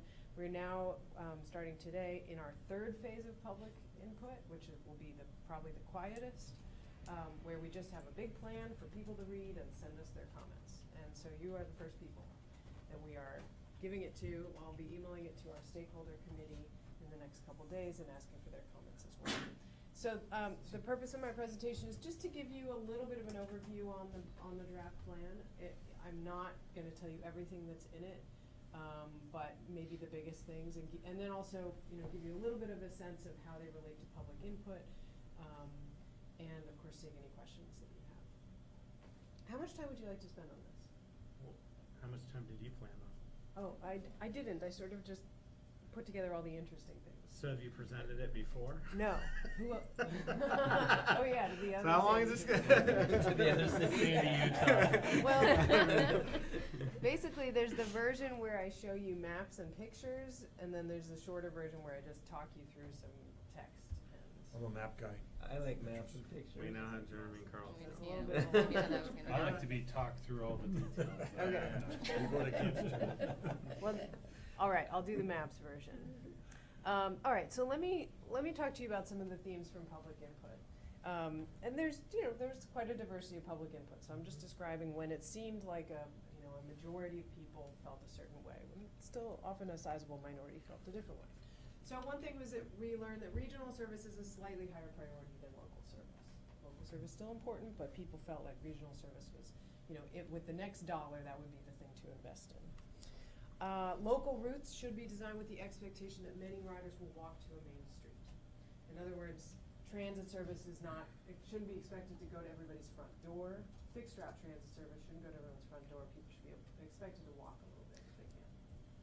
Can I ask one question? Who was the public input from? Who was the group? Like how far out from Sandy or It's almost regional? entirely people who live in Sandy, and then to a lesser degree people who work in Sandy. Okay. And we did a bunch of onboard surveying, so we got a lot of existing riders, but we got an equal number of people who, we didn't get them on the bus and they don't ride often. Maybe they ride occasionally, or some of them don't ride. We made a pretty concerted effort to hear from people in Spanish, which doesn't necessarily mean they're Hispanic, but that would be our guess. And we didn't get a lot of input from them, but we did have some community leaders get involved from that community and share their opinions. Okay. So, yeah. Thank you. I know Councilor Smallwood had mentioned in the past that she felt very good about the stakeholder group. I think I don't know how much of those she participated in, but. I was just curious. Yeah. The information you're providing, who was providing it? Yeah, and we have public input summaries that get more into just like who was at the events, who took the survey, who was on the stakeholder committee, and then what did they actually say, charts of what they actually said in response to different questions. Those are on the TMP update webpage. Cool. Another theme was the current balance is about right between the services that you invest in that attract high ridership and the services that you invest in that don't attract high ridership but are important for other reasons. So some of the things you do, the ridership relative to cost is quite good. Other things you do, the ridership relative to cost is very low. In other words, high cost per passenger, but it has a big social impact, or it provides a valued insurance sort of policy for people. And so, you know, those things trade off against each other, but people said they thought the balance is about right, what you're doing now. Which is actually a policy, kind of a policy yardstick that you could use going forward. You could basically say, well, if we spend about 2/3 of our budget pursuing high ridership and 1/3 providing important, valued, but low ridership services, we can kind of keep doing that as our budget grows or shrinks over the years. Or you can revisit it. Finally, getting places when it matters is a little more valuable to people than the amenities. In other words, they're more excited about things like additional frequency, so they have shorter waits, spend less time traveling, longer hours of service so that they can get someplace at night or early in the morning or on the weekend. More excited about that than about adding amenities like to bus stops or nicer things inside the vehicles or Wi-Fi on buses or any of those things. Which isn't to say that amenities aren't valuable. And this may also be a reflection of the fact that you have decent amenities. So that's not something people really feel like complaining about. But a lot of enthusiasm for getting the when aspect of transit improved, the frequency and the hours of service. So some potential service additions, and I should just add as a caveat, you know, your budget is, you know, it's good for a city your size. The amount of service you have out there is pretty good for a city of your size. But your budget is not growing fast. It's been growing a little bit as payroll tax receipts grow. But you've been enjoying for years a really low operating cost. So you've been able to do a lot with very modest costs because your service contractors provided such a good deal. And that may change. So if that changes, you may be looking at not adding service for a little while or adding service more slowly. So that's another conversation that you're having. So that's on the horizon. But anyway, if and when you are able to add service, whether through local funding or through state funding or through other sources, here are some of the ideas that we talk to people about. And this is in rough order of popularity among the people we consulted. Saturday service on the shopper shuttles, very popular, also quite inexpensive relative to all the other ideas. And people were very responsible in their input. I think that they ranked less expensive things higher because they recognized that, you know, adding incrementally and modestly is important. I apologize. There's currently no Saturday. Right, only on the Gresham Express. Longer weekday hours on the shopper shuttles, same thing. These are both modest because you have all the vehicles you need to do them. You don't have to buy any vehicles. You just run those vehicles for more hours. An additional local route, such as to the Vista Apartments, people were interested in this, but it's more expensive because you have to add a vehicle and you have to add new drivers. So it's more costly. And then more capacity on Star, flexible service, and paratransit. This is less about like people say they want this, or and more about what we just see coming in terms of demand for paratransit and demand for dial-a-ride. And I'll say a little more about that later. So maps. This is a diagram of your shopper shuttles. And right now you have a loop that goes Fred Meyer, kind of south side of town, Cascadia Village, through the transit center, and then back past Safeway and to the Fred Meyer. That's one loop. You have another loop that's basically just up Bluff Road to the Fred Meyer. You can't serve Vista Apartments on the way to either of these existing loops. It has to be its own route. It's just not, you know, it's at the end of another loop, basically.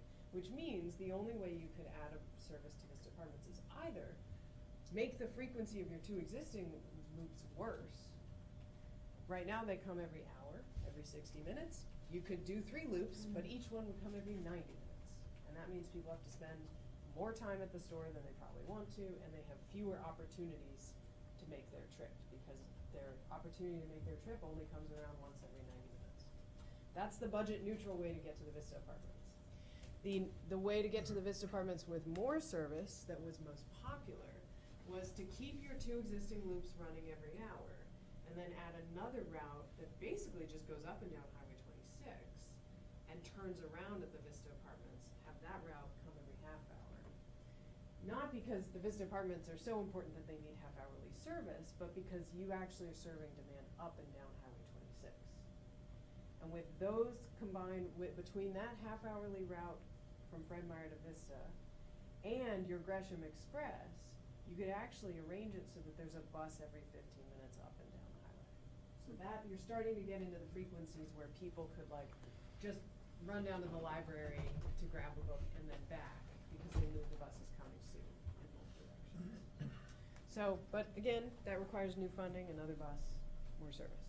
So some other potential service additions that are at the regional scale, higher weekend frequencies on the Gresham Express. That was the most popular regional service addition we asked people about. Again, modest cost because you already own vehicles that you would need. Longer weekend hours on the Gresham Express, same thing. A new Clackamas Town Center, or Clackamas Transit Center Express, that was kind of popular, but it's also quite costly, and we made that clear, so I think that tempered its popularity. But there's potential there. I mean, Clackamas County has a lot of interest in us expanding our transit services and reaching out to other communities. So there's other, Yeah. there's other groups that we can partner with on that. Absolutely, it's not just up to you, and so here's a little map, diagram map. So here's Sandy, Boring, Damascus, on Sunnyside Road, and then Clackamas Town Center. You couldn't actually legally go through past Damascus because you'd be into TriMet's service territory. You couldn't do it and pick up passengers. But they may very well be interested in partnering on this. I mean, this is kind of an obvious regional connection. Right now, the trip not only to Clackamas but also Oregon City, West Lynn involves, you know, a long arc from Sandy through Gresham and Portland and back south again. So we think this is just long-term, kind of a compelling corridor for all of the regional partners to be serving, and then the question would be how and how to fund it. So it's not yours to pay for alone, absolutely not. But it would be pretty significant service. It would be, you know, like, you know, it's similar kind of distance as the Gresham Express, although you'd certainly start with shorter hours and fewer days per week, perhaps. And Happy Valley would be all over this. Oh.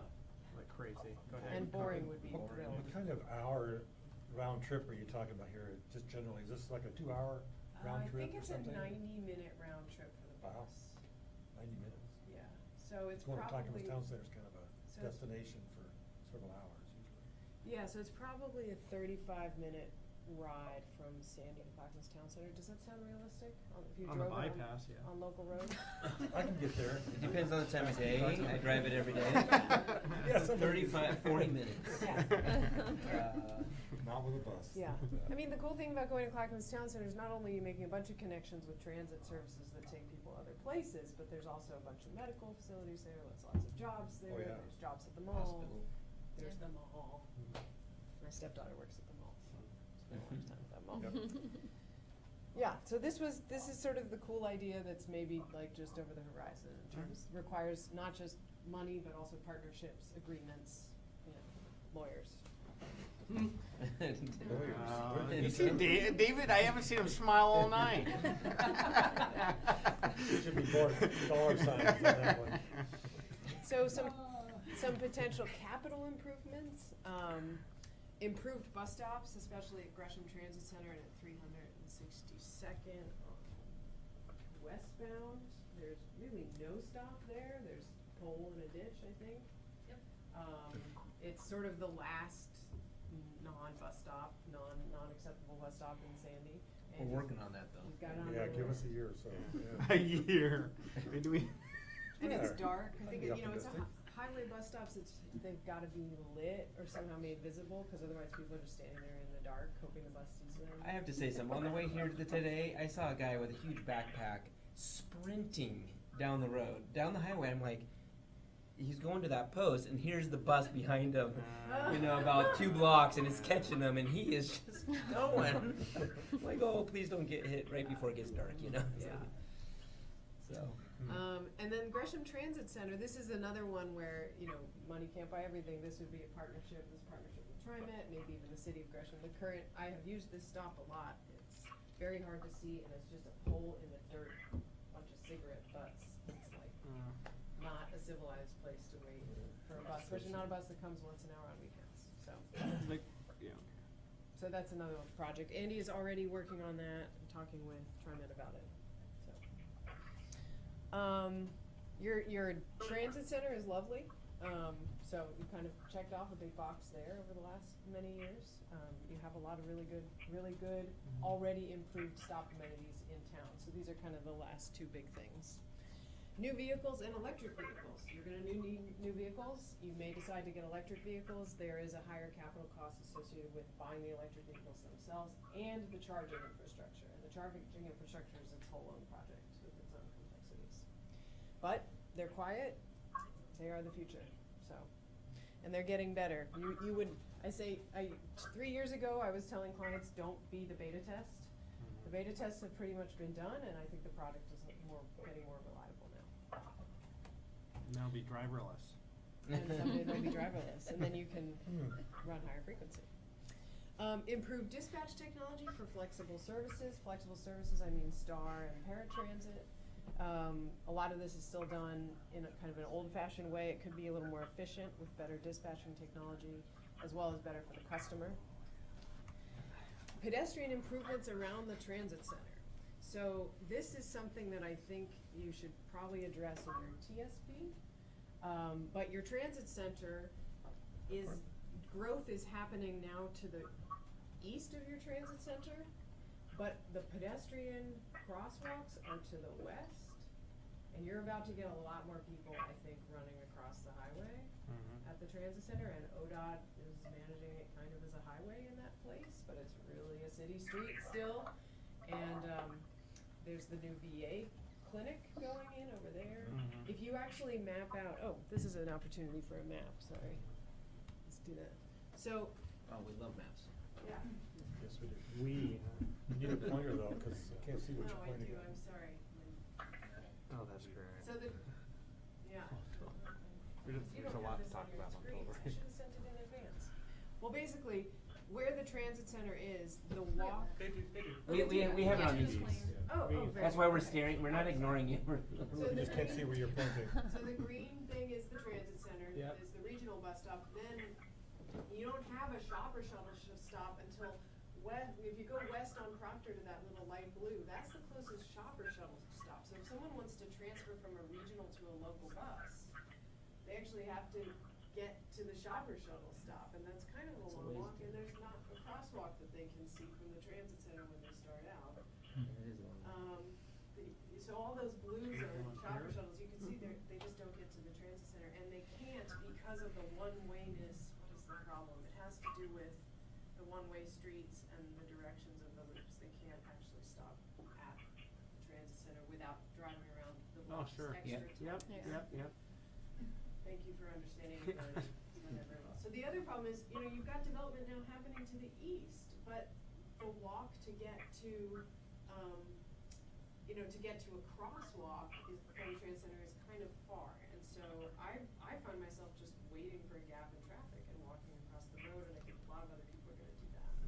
Yep. And once you get to this sort of urban level of activity here, I think it's the right time to say to ODOT, okay, it's a street, it's not a highway, in function right here, and so what are we gonna do about that?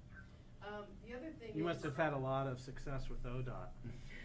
We wanna talk with you if you have. Good fight. The other thing is this future health center, the VA thing.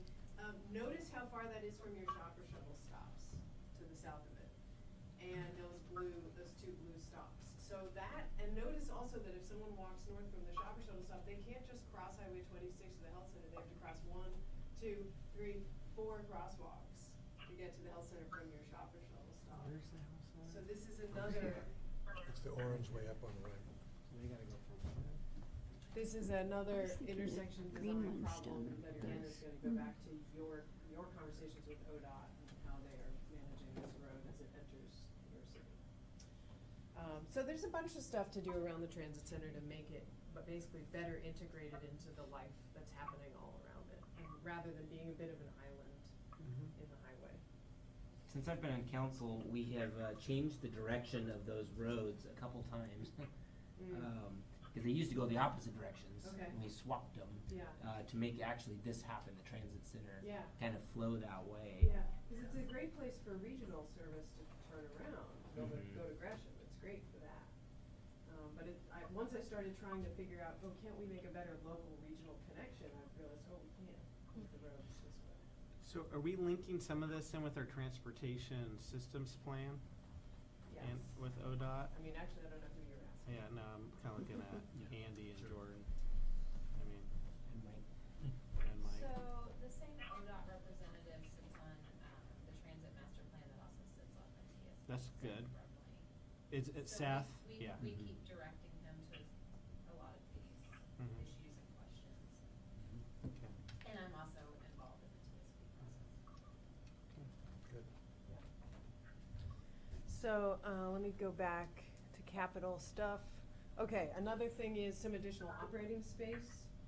As you know, quarters are already tight, at the operating base.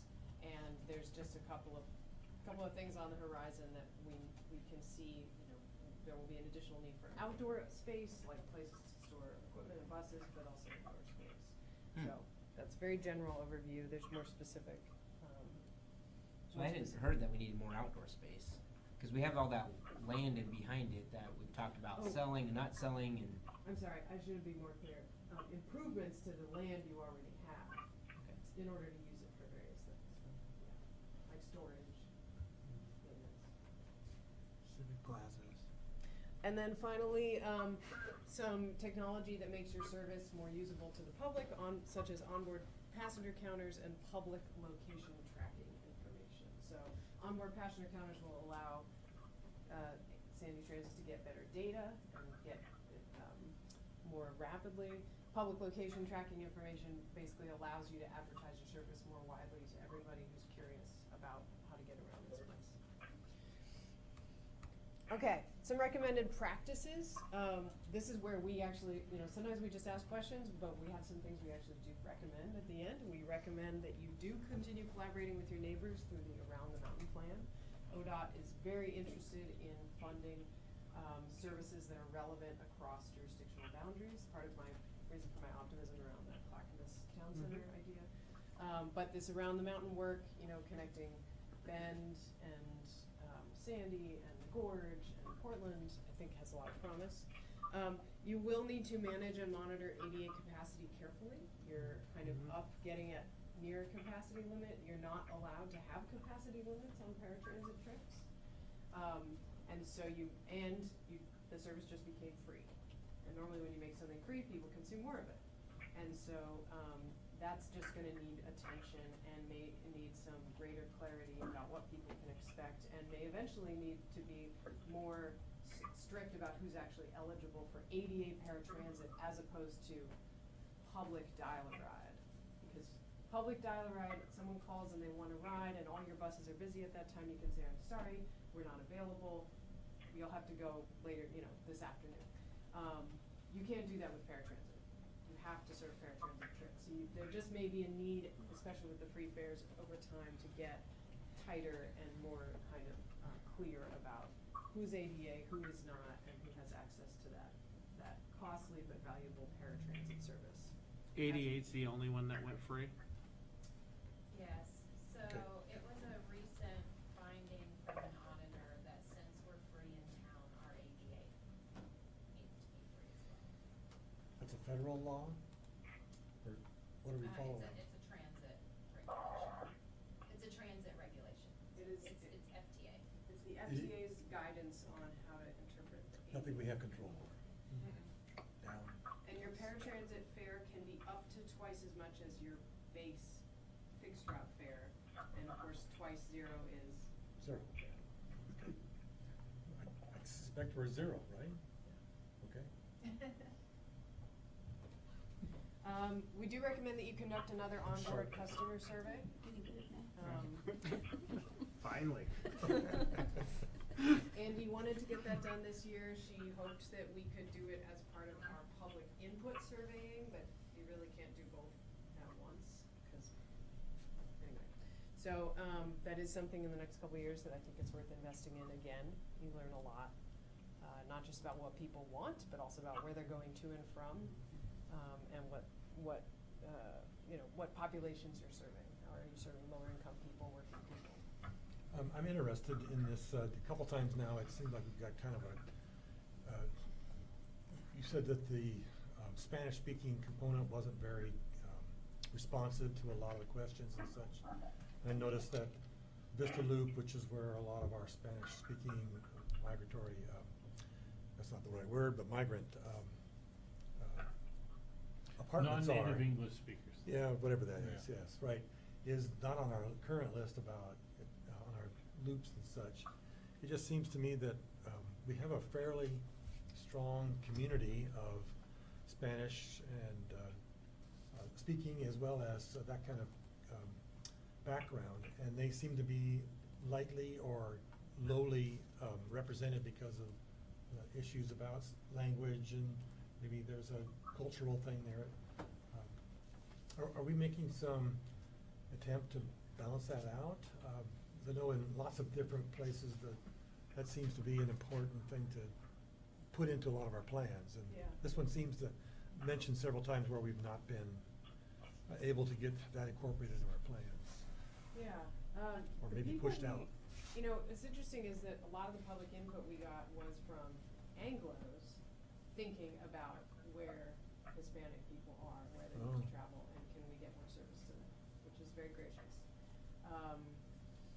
So I think there's a lot of awareness about, there's a lot of desire to better serve lower income people, and in particular the people in the apartments.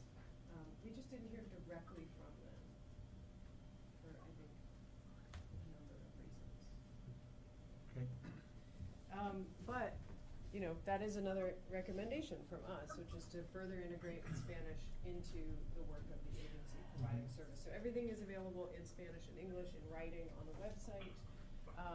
You use phone, And the buses. and on the buses. You use phone translation services, right? So, I mean, Sandy Transit is already doing better than many other towns of similar sizes, but I think could do more. I think, you know, as you're doing hiring, looking, you know, including as desirable characteristics of everyone who's hired, fluency in Spanish or another language, like that kind of thing. Just getting to the point where it is more of a bilingual agency, I think is good. But it takes time, because you don't get the perfect job candidate you want. You get the people who apply, so it takes time to develop. But yeah, I think there's more that can be done there. And honestly, that's one of the reasons that I think it would be really good to get the real-time information about the service out more publicly. Right now it's available through just the proprietary app, the Double Map app. But, you know, lots of people from all over the world know how to use Google Maps. And so the best information should be in Google Maps, as well as in, you know, whatever other app they arrive here with from California or wherever they've just moved here from. So it reduces barriers if you can get that information out more publicly. So I do have a recommendation for related plans, which is be on the way. Your transit outcomes will be better if things are on the way to other places. So that means new development. The more that it is on the way rather than on the edge, the better transit you can expect it to have. But it also means for your TSP, there are things the TSP can do that can basically cause development that's not on the way and is therefore difficult to serve to become easier to serve, more on the way. So you're gonna build out 362nd and Bell, I see. You know, that creates the potential for the shopper shuttle loop to not go essentially down a long loop and come back, but actually have a more linear route that goes multiple places on the way to Fred Meyer. It's actually difficult, it could be really difficult to even serve Vista Loop apartments because of what buses would have to do to turn in and out of that loop. And especially if you wanted someday that transit service to go beyond Vista, you might even get in a situation where buses are having to do a double loop before they go on to somewhere else because they can only like do a right in, right out, can't do a left. TSP can help address those kinds of things. You can put in signals that make it easier to provide linear transit service to places that maybe aren't on the way, the way that, you know, the intersections are built now. So that's just I think that's a really good kind of tagline for transit-oriented development. It's not about, you know, it's not transit-oriented development just because it comes with a bus stop, and even having its, you know, its building fronted to the street is really fantastic, but that doesn't make it transit-oriented development either. It's really transit-oriented development if it is on the way to other places that are also transit destinations. So whether that's Fred Meyer or Bend or Clackamas. So I have much more pointed advice than that in the plan itself, but that basically sums it all up. The next steps, we're doing a public review of this plan for the next 4 weeks, as I said, so once you've looked through it, if, think of who else you know that should read it, and please send it along to them. And then we can make changes to it and have a final plan available for your consideration sometime in April. I'm interested in when you would like us to come to you with a final plan for your consideration, and really adoption is up to you. How many times you wanna look at it, and, if you want additional changes at that point, or, so I defer to you on that timeline. Okay. That's how soon we could be ready. April sounds good to me. Yeah. Okay. Okay. Cool. Any questions before I? No, I feel good.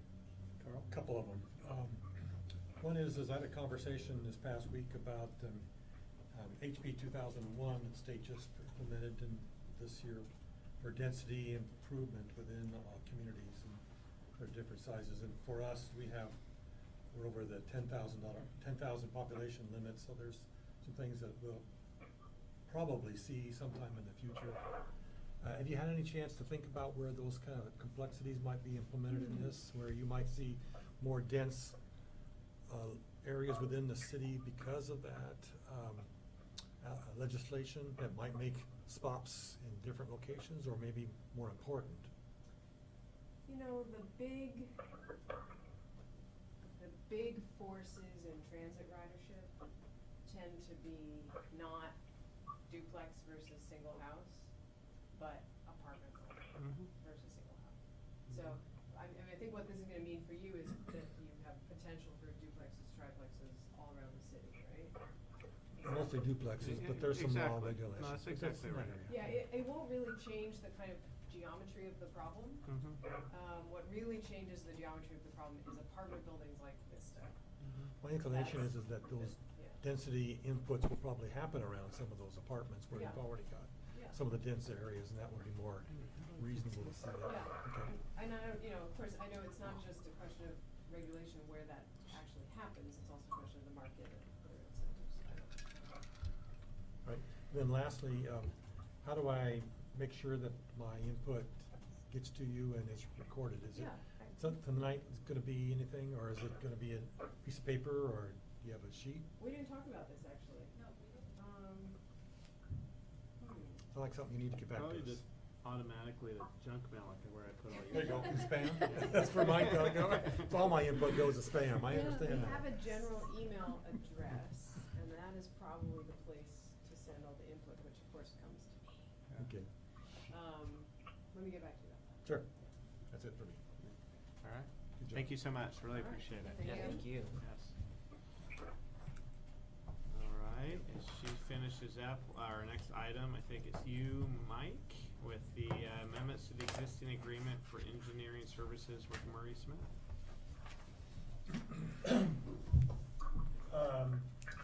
Yeah, it's kind of a somewhat prosaic name for this in the scope from Murray Smith. It's the Sandy River detailed discharge alternatives analysis or study, but it's really that green infrastructure analysis that the city secured funding from the legislature in the last session. And we've got a scope of work to match our funding. And it's the council, when they selected the preferred alternative and adopted the facilities plan last fall, just made the decision that it was apparent that we had to use the Sandy Basin. That's the only nearby river basin that's got the capacity to accept our discharge as Sandy grows in the future. The Clackamas is kind of a dead end.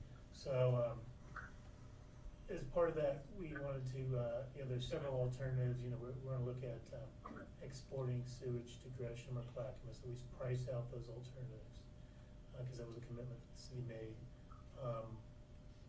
and, look at alternatives other than just a pipe in the river for the discharge in the Sandy Basin. Council took a tour of, a really innovative wetland treatment facility in, Washington County, run by Clean Water Services. And there's been talk about sites in the Sandy Basin where that can be accomplished. We'll look at, land application during the summertime when there are temperature issues in the Sandy Basin. So they'll look at all these alternatives, that can meet the regulatory and the environmental and the, kind of social, requirements of the plan. And so this will get us a long way there. It's very helpful to have this funding. This is analysis that we probably wouldn't have been able to do without this funding, or at least not at this detailed level. And, then the other part of it is, the planning loan that the council, authorized the city manager to enter into the last meeting. This will be the first step in the improvements of the existing treatment facility and the, improvements in the collection system that will be funded with the DEQ loan. So this just is the work that will get us to the point where we can submit our construction loan application and maybe get to like 30% design. It will also help with if we apply for the next round of WIFIA financing, and we have something more detailed than what we had last year, maybe not 30% design, but at least along the way to there, that will help, I think, our chances with the WIFIA loan. Well, part of the scope, though, is assuming another application process for WIFIA. Right, they would help us with that, the Yeah. consultants would help us with that. One question I have, and at the risk of Councilor Exner just losing it on me, is I understand some of us are very excited about the Roslyn, or the old Roslyn opportunity. But I just want to make sure that that not all the funds are being absorbed into an opportunity that might be. I want to make sure that we're prioritizing these dollars to go towards our most reachable opportunities, right? And so if that is a further out there opportunity that's going to have a lot of hurdles in the way of getting there, are there other ones that we should be identifying and looking at through these dollars before we go and invest all this money and effort into looking at that? Yeah, I think some of the work will involve looking at, the wetlands treatment, maybe not at that site or at any particular site. There's other sites where that could be accomplished that may not have been identified yet, or maybe closer or more accessible than those. I mean, we looked at the Fern Hill site, oh wow, this is great, but that's kind of unique. Dwelling's a much bigger, is a big river, and it has kind of the same temperature issues as the Sandy. So, there's ways to achieve the goals of a wetland treatment that don't necessarily end up in There. place. Okay. So, and the alternatives are listed in the scope here, but I think, this won't be a simple thing, with the public, but I think we will have done our homework to demonstrate that, this will be the best outcome, and this is why, and, I think it will help people understand it by doing this detailed analysis. I'm actually excited about seeing alternatives because I think some of the things that, wetlands in particular, that may be alternative to Roslyn, may also be incorporated into Roslyn too. So we might have a combination of things. So for me, try not to get too excited about these things, but I do know a couple of watershed councils.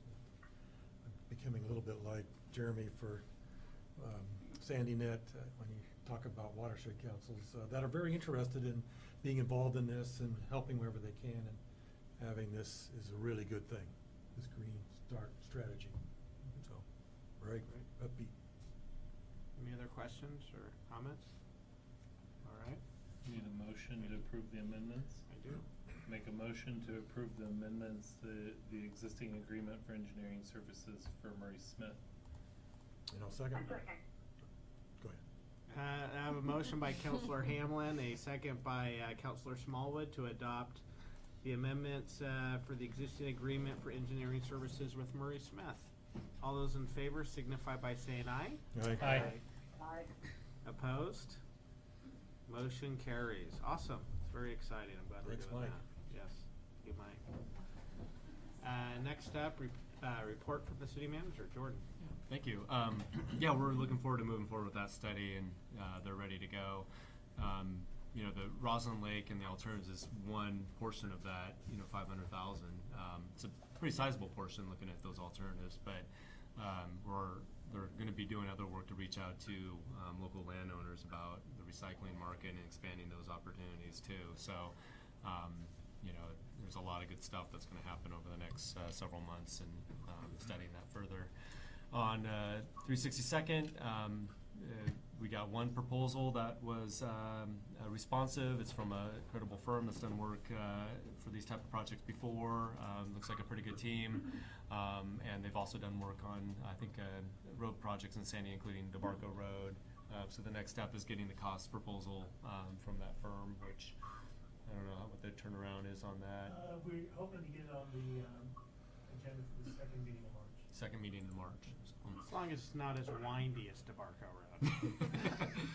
Might be a curve or two, but yeah. Just pulling a creek. It helps with the traffic, slows it down. Yeah. Remember, it's going to a high school early on. It's got to accommodate Drivers. buses too. That's right. The scheduling thing coming up, the Parks Master Plan Open House update. The Parks Master Plan Update Open House. The first one is February 27th at the Community Center from 6:30 to 8. I do realize that's the same night as the Clackamas Cities dinner in Estacada, unfortunately. Yeah, that's right. So some of you have already RSVP'd for the Estacada dinner, but there will be other opportunities for the master plan input. There's other open houses and stuff that will be coming up. So, anyways, that'll be at the community center at 6:30.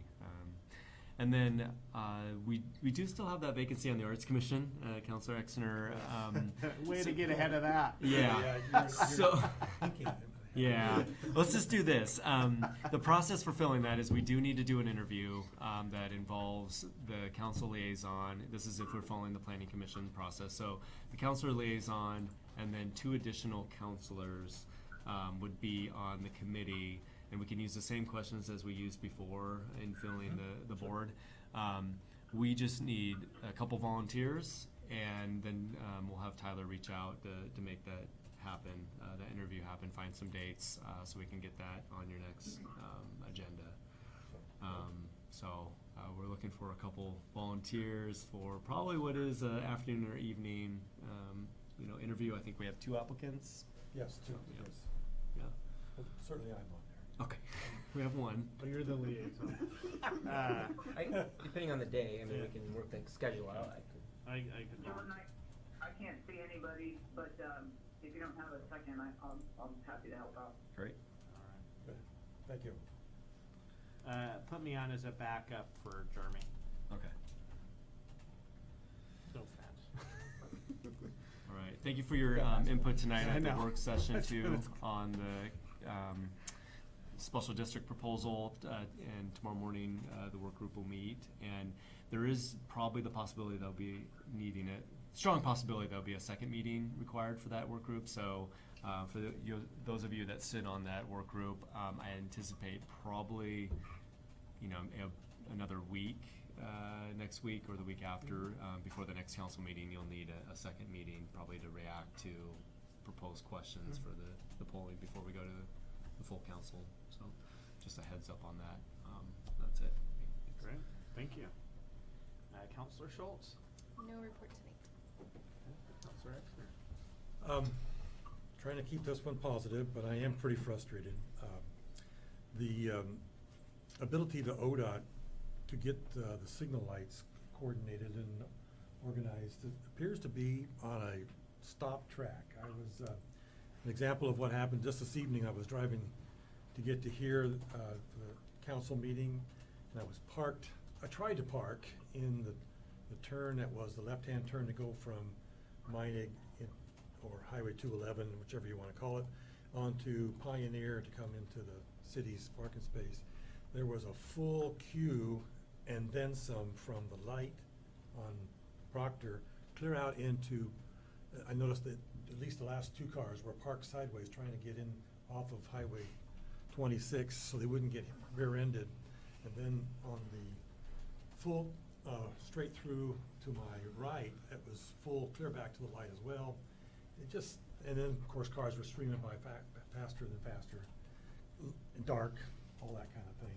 It just seems pretty frustrating that ODOT can't get their job that they said they would do to organize some of these light signal structure. Is there any progress at all in getting that done? As part of the negotiations with the jurisdiction transfer, we discussed with ODOT getting those controllers updated with the new equipment, with radar detection and all that. And that will be a part of what we bring to you guys, an update on when that's going to happen, and then the commitment from ODOT to make that happen at the intersections on 26 in downtown. So. Excuse my pessimism there, but I have heard this for several years. Well, the idea is to formalize it, get it on paper, and actually hold them accountable for it rather than just in a backroom meeting where it's being talked about. Whatever it takes. Yeah, they're drafting that language right now. It's one of those relatively simple things we can do to help some of the traffic concerns in downtown Sandy, and it seems like we are not on their priority list. So with that, I'm done. Okay. Some of you have read about Senate Bill 1530, known as the Greenhouse Gas Initiative or Cap and Trade. One of the provisions of that bill is the revenue that comes from the emission penalty, so to speak, is about $800 million every biennium. There's a provision in that bill that says if you have a climate action plan, if you're a city, you have priority access to those funds.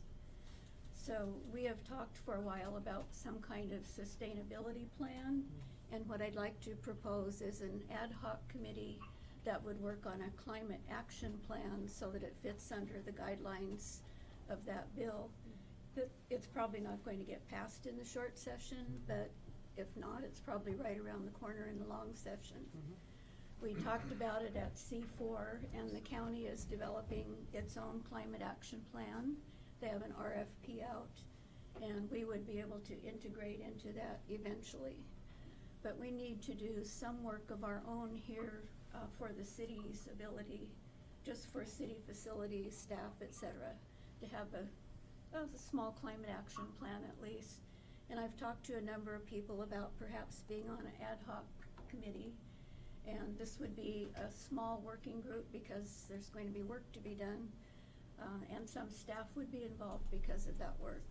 So what I've come up with so far is my volunteer, Laurie Smallwood from the council, and myself. And then we've got a number of staff people that different department heads suggested. Emily from Community Development, Emily Mayharg. And another one is Shelley Denson, who's a fairly new employee, if I understand correctly. Very new.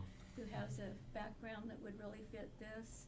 And then I've communicated with Mike about getting somebody from Public Works that could sit in as well.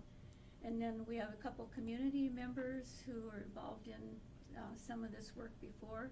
One is Renee Gregg that some of you met. I think she testified at a meeting. And then also Chris from the chamber is looking for someone.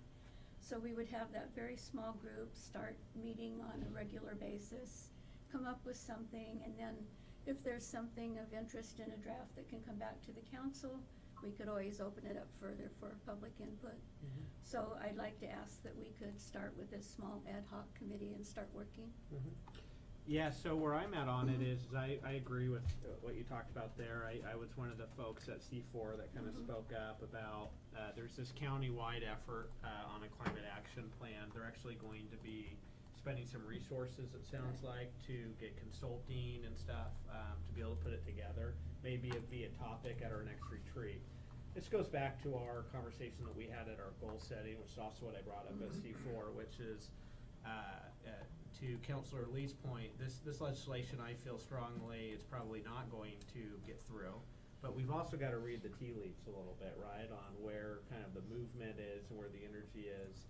And if we're going to start having our ODOT dollars and some of the money coming from the state, and it will hit the federal level next, right? It's going to be through the lens of these plans. it goes back to what I think a lot of our efforts have been over the last year, which is shovel-ready projects, right? So if there's movement, you're shovel-ready and you're ready to go. Well, I view this as being shovel-ready and being ready if legislation comes down to be able to go and advocate to get our tax dollars, our taxpayers, their fair share of their money back into our community. Yeah. Just as a comment, and I guess my opinion is I will do whatever I can to make this thing stop. That's cap and trade Sure. is one of those things that I think is very controversial, a legislative proposal. And I'm concerned a little bit about making sure that one of the things we have said in the past is we try not to get into controversial things that are not the ability for the city council to be able to influence, and maybe that's something to kick around. I don't know how that go, but as an individual, that's kind of my opinion. But I do believe climate change is something we need to be prepared for, and if there's any opportunity, we can step forward on it. I can think of a number of other areas that we should be ready to move forward on that have to do with climate change. Yeah, and just to be clear, those are where my personal feelings is on that legislation too. I know we all have different opinions on that. Sure. To me, that this decision is something beyond and different from what that and what's being debated over there. This is more of preparing ourselves and getting ready for kind of where things and funding is going in the future. Yeah, I think if we see this piece of legislation containing this idea, it's gonna pop up in other legislation, other programs, and as you say, federal as well as state. So to be ready is the real goal. We don't care if the bill passes or not, but we need to be ready. So on that, I do like the citizen involvement. I do want to continue to work. I don't have any problem with any of the members that you mentioned being part of it. It is pretty staff heavy. There is concern there as far as our resources and whether or not we have the staff availability to do that. So let's just continue that conversation with Jordan and stuff to make sure that we're not overutilizing them and try to sprinkle in some more community members. But I think this is a good start. I think we should form an ad hoc committee. I'll look to work with you to put the members there and then get it in front of our council for approval for those members. Because the way these committees work is through appointment and the consent through council, right? So we'll need to do that. But is there any reservations with me working with Councilor Lee and moving this idea forward? It is something that's on our council goals that we've already adopted tonight. I had a couple questions though. Yeah. So out of I don't know the bill, but out of, you said $800 million that could then, if cities or that would apply, do they have a formula of how that would be then kicked back to or given to cities like for us, what that might look like, or is that too far down the road? They do in a couple different sections of the bill, and the transportation fund is what I was mainly looking at. A fairly sizable chunk, if I remember, 50% of the transportation would be this priority situation, but there's also an investment fund that gives up to 20% of that money to cities for different kinds of projects, as well as giving it to different organizations like Working Lands. Okay. All right. Thank you. Anything else? Nope. All right. Councilor Hamlin. All right. Oregon School Board meeting, Oregon Trail School District Board meeting last week. If you're on social media, you're probably seeing how those are going. I know a number of you are also on an email from one of the board directors requesting a joint meeting. I also wrote back on that, did not receive a response as well too. But there is a public comment opportunity at the school board meetings. And if it is a wish of the council to have a joint meeting, I would be more than happy to make public comments at an upcoming school board meeting. So. Yeah, just so you know, I got a couple of phone calls from school board members, and they were concerned that we were not interested, and I thought we were interested in doing it. So I said, my personal opinion is there's lots of opportunities, it sounds like, to be able to interact with the school board. I would be interested in seeing something happen. Well, I mean, in a programmed way. And I think our council we've reached out before, and we stand open for a meeting. I think there's a couple of important things to note on this. One is we did not receive an invitation from the board as a whole, right? And so, it's as much as we like to get together to meet with community members, we do, for it to be a joint board meeting, we do have to have an invitation from the Oregon Trail School District Board, which is a majority of their members making a decision that they wanna meet with us. But, I mean, we definitely stand ready to meet. There's a variety of different ways that we can work together. I do think though, like I'd like to know what we would meet on. If we were to meet, are we ready to meet on the Parks and Rec District? I would argue that we are not in a position yet, not saying that we won't be in a month, right, or a month and a half, but we still have a survey that we've gotta get together for that. As far as the safe school and roads and access, we still gotta get through the SURA board and do some items before we really understand what we're doing there. They don't, to Councilor Schultz's point earlier this evening, the Oregon Trail School District Board has not received back their survey results and made a decision on what they're going to do for that project. And so and then childcare was another item brought up, and I haven't been part of those discussions, but I know there's gonna be some recommendations coming out. So it's like, I'm just kind of at a point on it where I'm like, of course we wanna meet.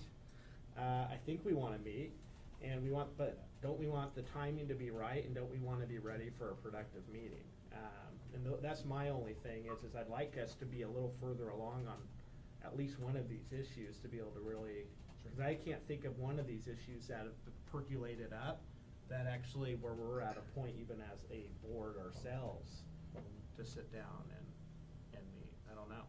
I'm wondering if this would be a good next month, come to them and say, all right, we have these results, you guys have your results, maybe at that point would be a good time to see if they're ready to sit down with us, chat. Yeah. I mean, we're an open board, right? We're willing to meet. I mean, that's, We've been asking to meet for years and years, and many councils, have done that. We've met once before. It was over here while I've been on council, and you've asked for that. We don't have to wait to be invited. We can be the one inviting, and that's what I think John was asking. Was on that piece of it. To your point, though, there are things that you brought up that we need to kind of wade through, especially safe schools, since they would be involved in that. But some of the discussions that we had before at that other board meetings when we jointly met were items of, what is it that, they're trying to solve, that we don't know about. So we can't put it on an agenda item or that it's like, what is it that you're trying to solve? What is it that you need? What is it that the community of Sandy is lacking, kind of like in a market study type aspect of things. And then vice versa. So that's kind of how it's been in the past.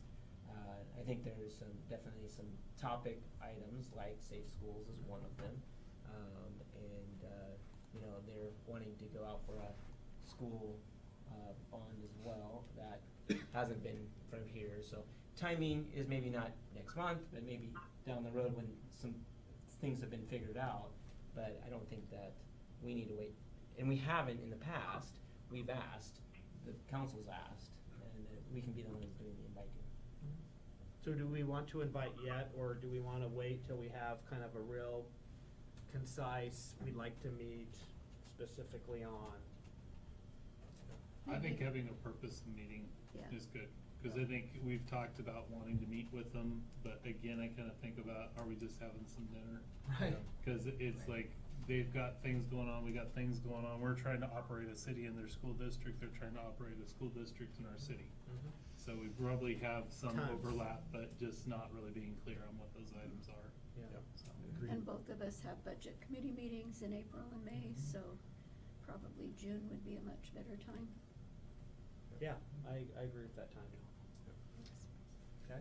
Yeah. And what we were trying to do in the past was to get that on a regular schedule, so that it wasn't this whole thing. Maybe it was in June every year, nice. and in November or whatever it may be. So trying to whack that out. Okay, well, I'll check back in April for a May request, and I'll try to hit their early meeting in May. Perfect. Cool. Thank you. All right. Well, so last week, as we talked about prior to the meeting, we had an economic development board meeting there, and it went really well. And so we talked about what we did for the majority of that was talked about that Parks and Recs slideshow and the topic around that. But what we didn't talk about was the first part of that meeting, in which kind of started off with handing out our binders and being able to kind of instruct all these new members to kind of giving them maps, as you heard earlier. I was joking about maps. But you had a lot of maps in there. you know, I'm all about the maps. It's easier than trying to find them on the website sometimes. So we went through that so that they would kind of the education piece, but on that also, and we talked about this last year as well, as when we were starting to form this, that there would be a need for a market study.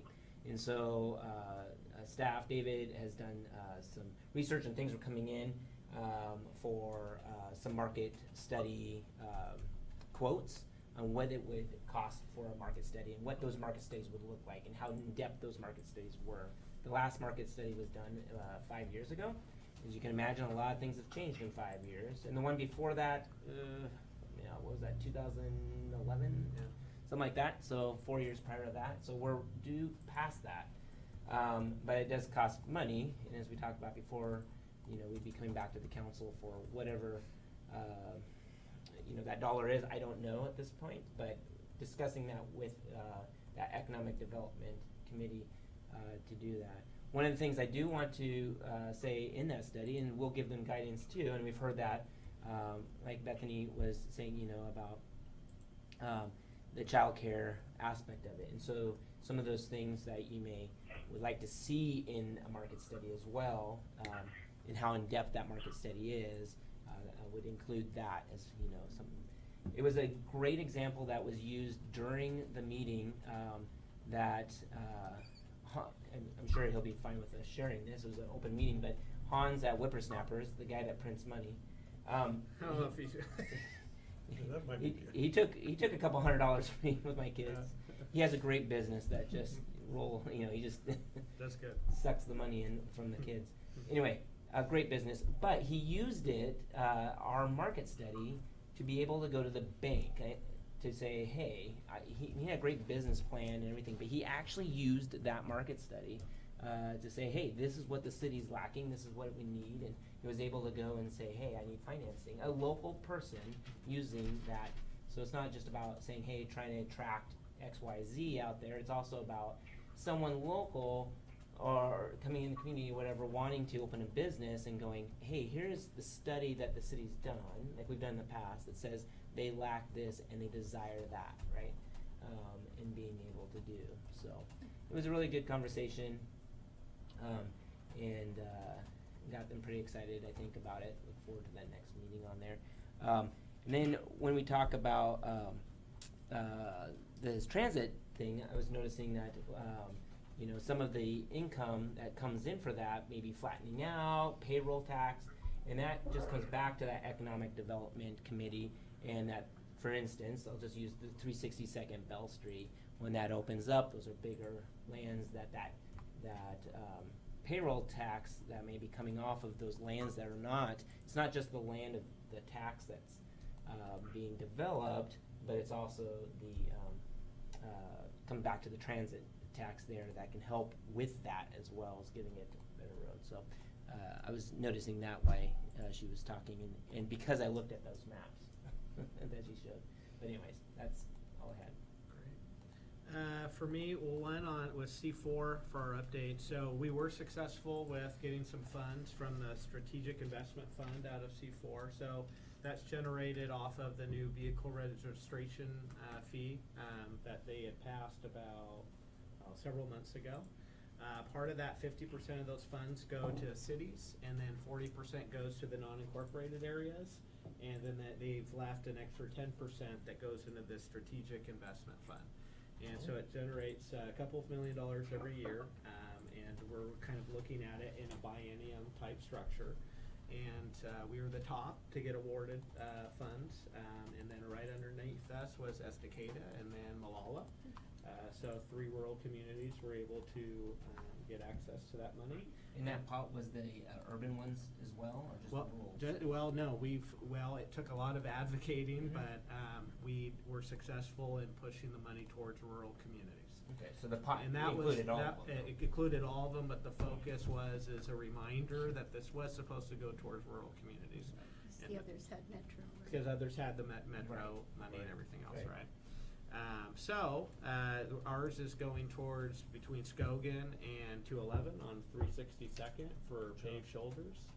So something to be really excited about. Be a good project for Between us. Skogan and where? So you're 362nd, Skogan up to 211. All the way to 211, okay. Nasty corner and then the stop. Oh yeah, that's a stop long sign. distance, that's Yeah. probably Oh, 2 yeah. miles. Yeah, it's good stuff. We're able to contribute some SDCs off of it, but the bulk of it's going to be coming from the Strategic Investment Fund. Okay. Good job. Thank you. This big discussion going on at C4 right now is around Metro and their efforts right now of doing the transportation bond on the 2020 ballot. There's been a lot of advocacy on what the projects out of Clackamas County would be on that, primarily around the Sunrise Expressway being our project. Very disappointed in Metro in the task force recommendations and what it looks like they're going to adopt. Me personally, as well as a lot of members primarily from the rural communities. But really what we're ended up is that Multnomah County, Washington County got their full ask, and Clackamas County did not. We got very significantly less than what we had asked for. And so the conversation is really around do we walk away from the negotiating table and use this as an example and to represent ourselves as someone that shouldn't really be pushed around every single time and not get our fair share, or should we continue to heavily collaborate and be part of that process? I am one that, I've reiterated this a couple times at Metro, an old line of my grandfather, that you teach others how they can treat you, and that it's probably time for Clackamas County to stand up and link arms together and do a little teaching with this moment. Especially considering a lot of the ways in which Metro want to fund this thing is through business taxes, which a lot of our commuter shed is coming in and out of that area and will be paying for a lot of this significantly. So, Do you think that's a function of Clackamas not doing a very good job of presenting their best foot forward, or maybe lacking skills, or is it just, like always, we got the two big gorillas in the room that can't be negotiated with? well, I would say Clackamas County, our commissioners worked very hard in asking for the full funding of the project. You have a lot of competing interests sitting in that table with Washington County and Multnomah County there, right? And you've got very heavy population bases and growth in Portland. I do think that we could have more aggressively argued our own local control, right? That this is, Multnomah County, Washington County representatives have asked for and received what they had asked for. Clackamas County, our priorities are a little bit different than those communities based on our rural nature and our commuter shed and the folks that are having to drive longer distances. Also, we made a heavy case for transit, that we would be building a road for the 21st century that had accessible lanes for transit and for multimodal and biking options. I shouldn't say that we didn't get any funding. I mean, they did come through and meet a portion of our ask, but it's far from what we had asked for. And from what I recall, the commissioners talked about getting a little more each time, so it's at least growing. I agree. That is what they had argued. I'm not the kind of person that likes to ask for, especially when the other folks are getting their tax dollars. All of it. I spent 9 years on it, it sounds like Groundhog's Day. Yeah. But there might be some more things coming on that, possibly with our coalition that we're trying to do with Canby, Malala, Estacada, and some of the other communities. If we all kind of think the same way, there might be an opportunity to link together on it. So, with that, I just wanted to thank our transit department and team, and our transit advisory board had a wonderful 20-year anniversary on Saturday. Blue skies. Yeah. Where were you at? It was great. It was just outstanding. But I know a lot of work went into that, and we're just incredibly proud of our transit department and what we provide our citizens. 20 years ago, opting out of TriMet, 4 rides a day to 30 without increasing that tax at all. I mean, just what a remarkable story of achievement for our community. So, something to celebrate. And my final note is East Metro Realtors Association. I guess you'll be there as well, Councilor Exner, tomorrow. Not as counsel, but as a realtor. As a realtor, part of a mayor's panel talking about economic development and some of the different different issues that we're facing. Is that a Sandy thing, or is that a? It's, there, Metro. Mayor Bemis is there, Yeah, Troutdale, Gresham, Sandy, and Happy Valley, I think. it's happening at Troutdale, the church there in Troutdale. Yes, the Harvest. Harvest Church at 10. It's a Metro East thing, a.m. so you can figure it Metropolitan East, 205 more or less, Yeah. to the mountain. Remind them we're the third fastest. We're now third. I said, yeah. So I love Between that because second I and was fifth, saying so- second, others are saying fifth. I say we just split it, man. It just We're number depends on 3. the article. That's right. Hey, thank you, everybody. I'll adjourn until our executive session.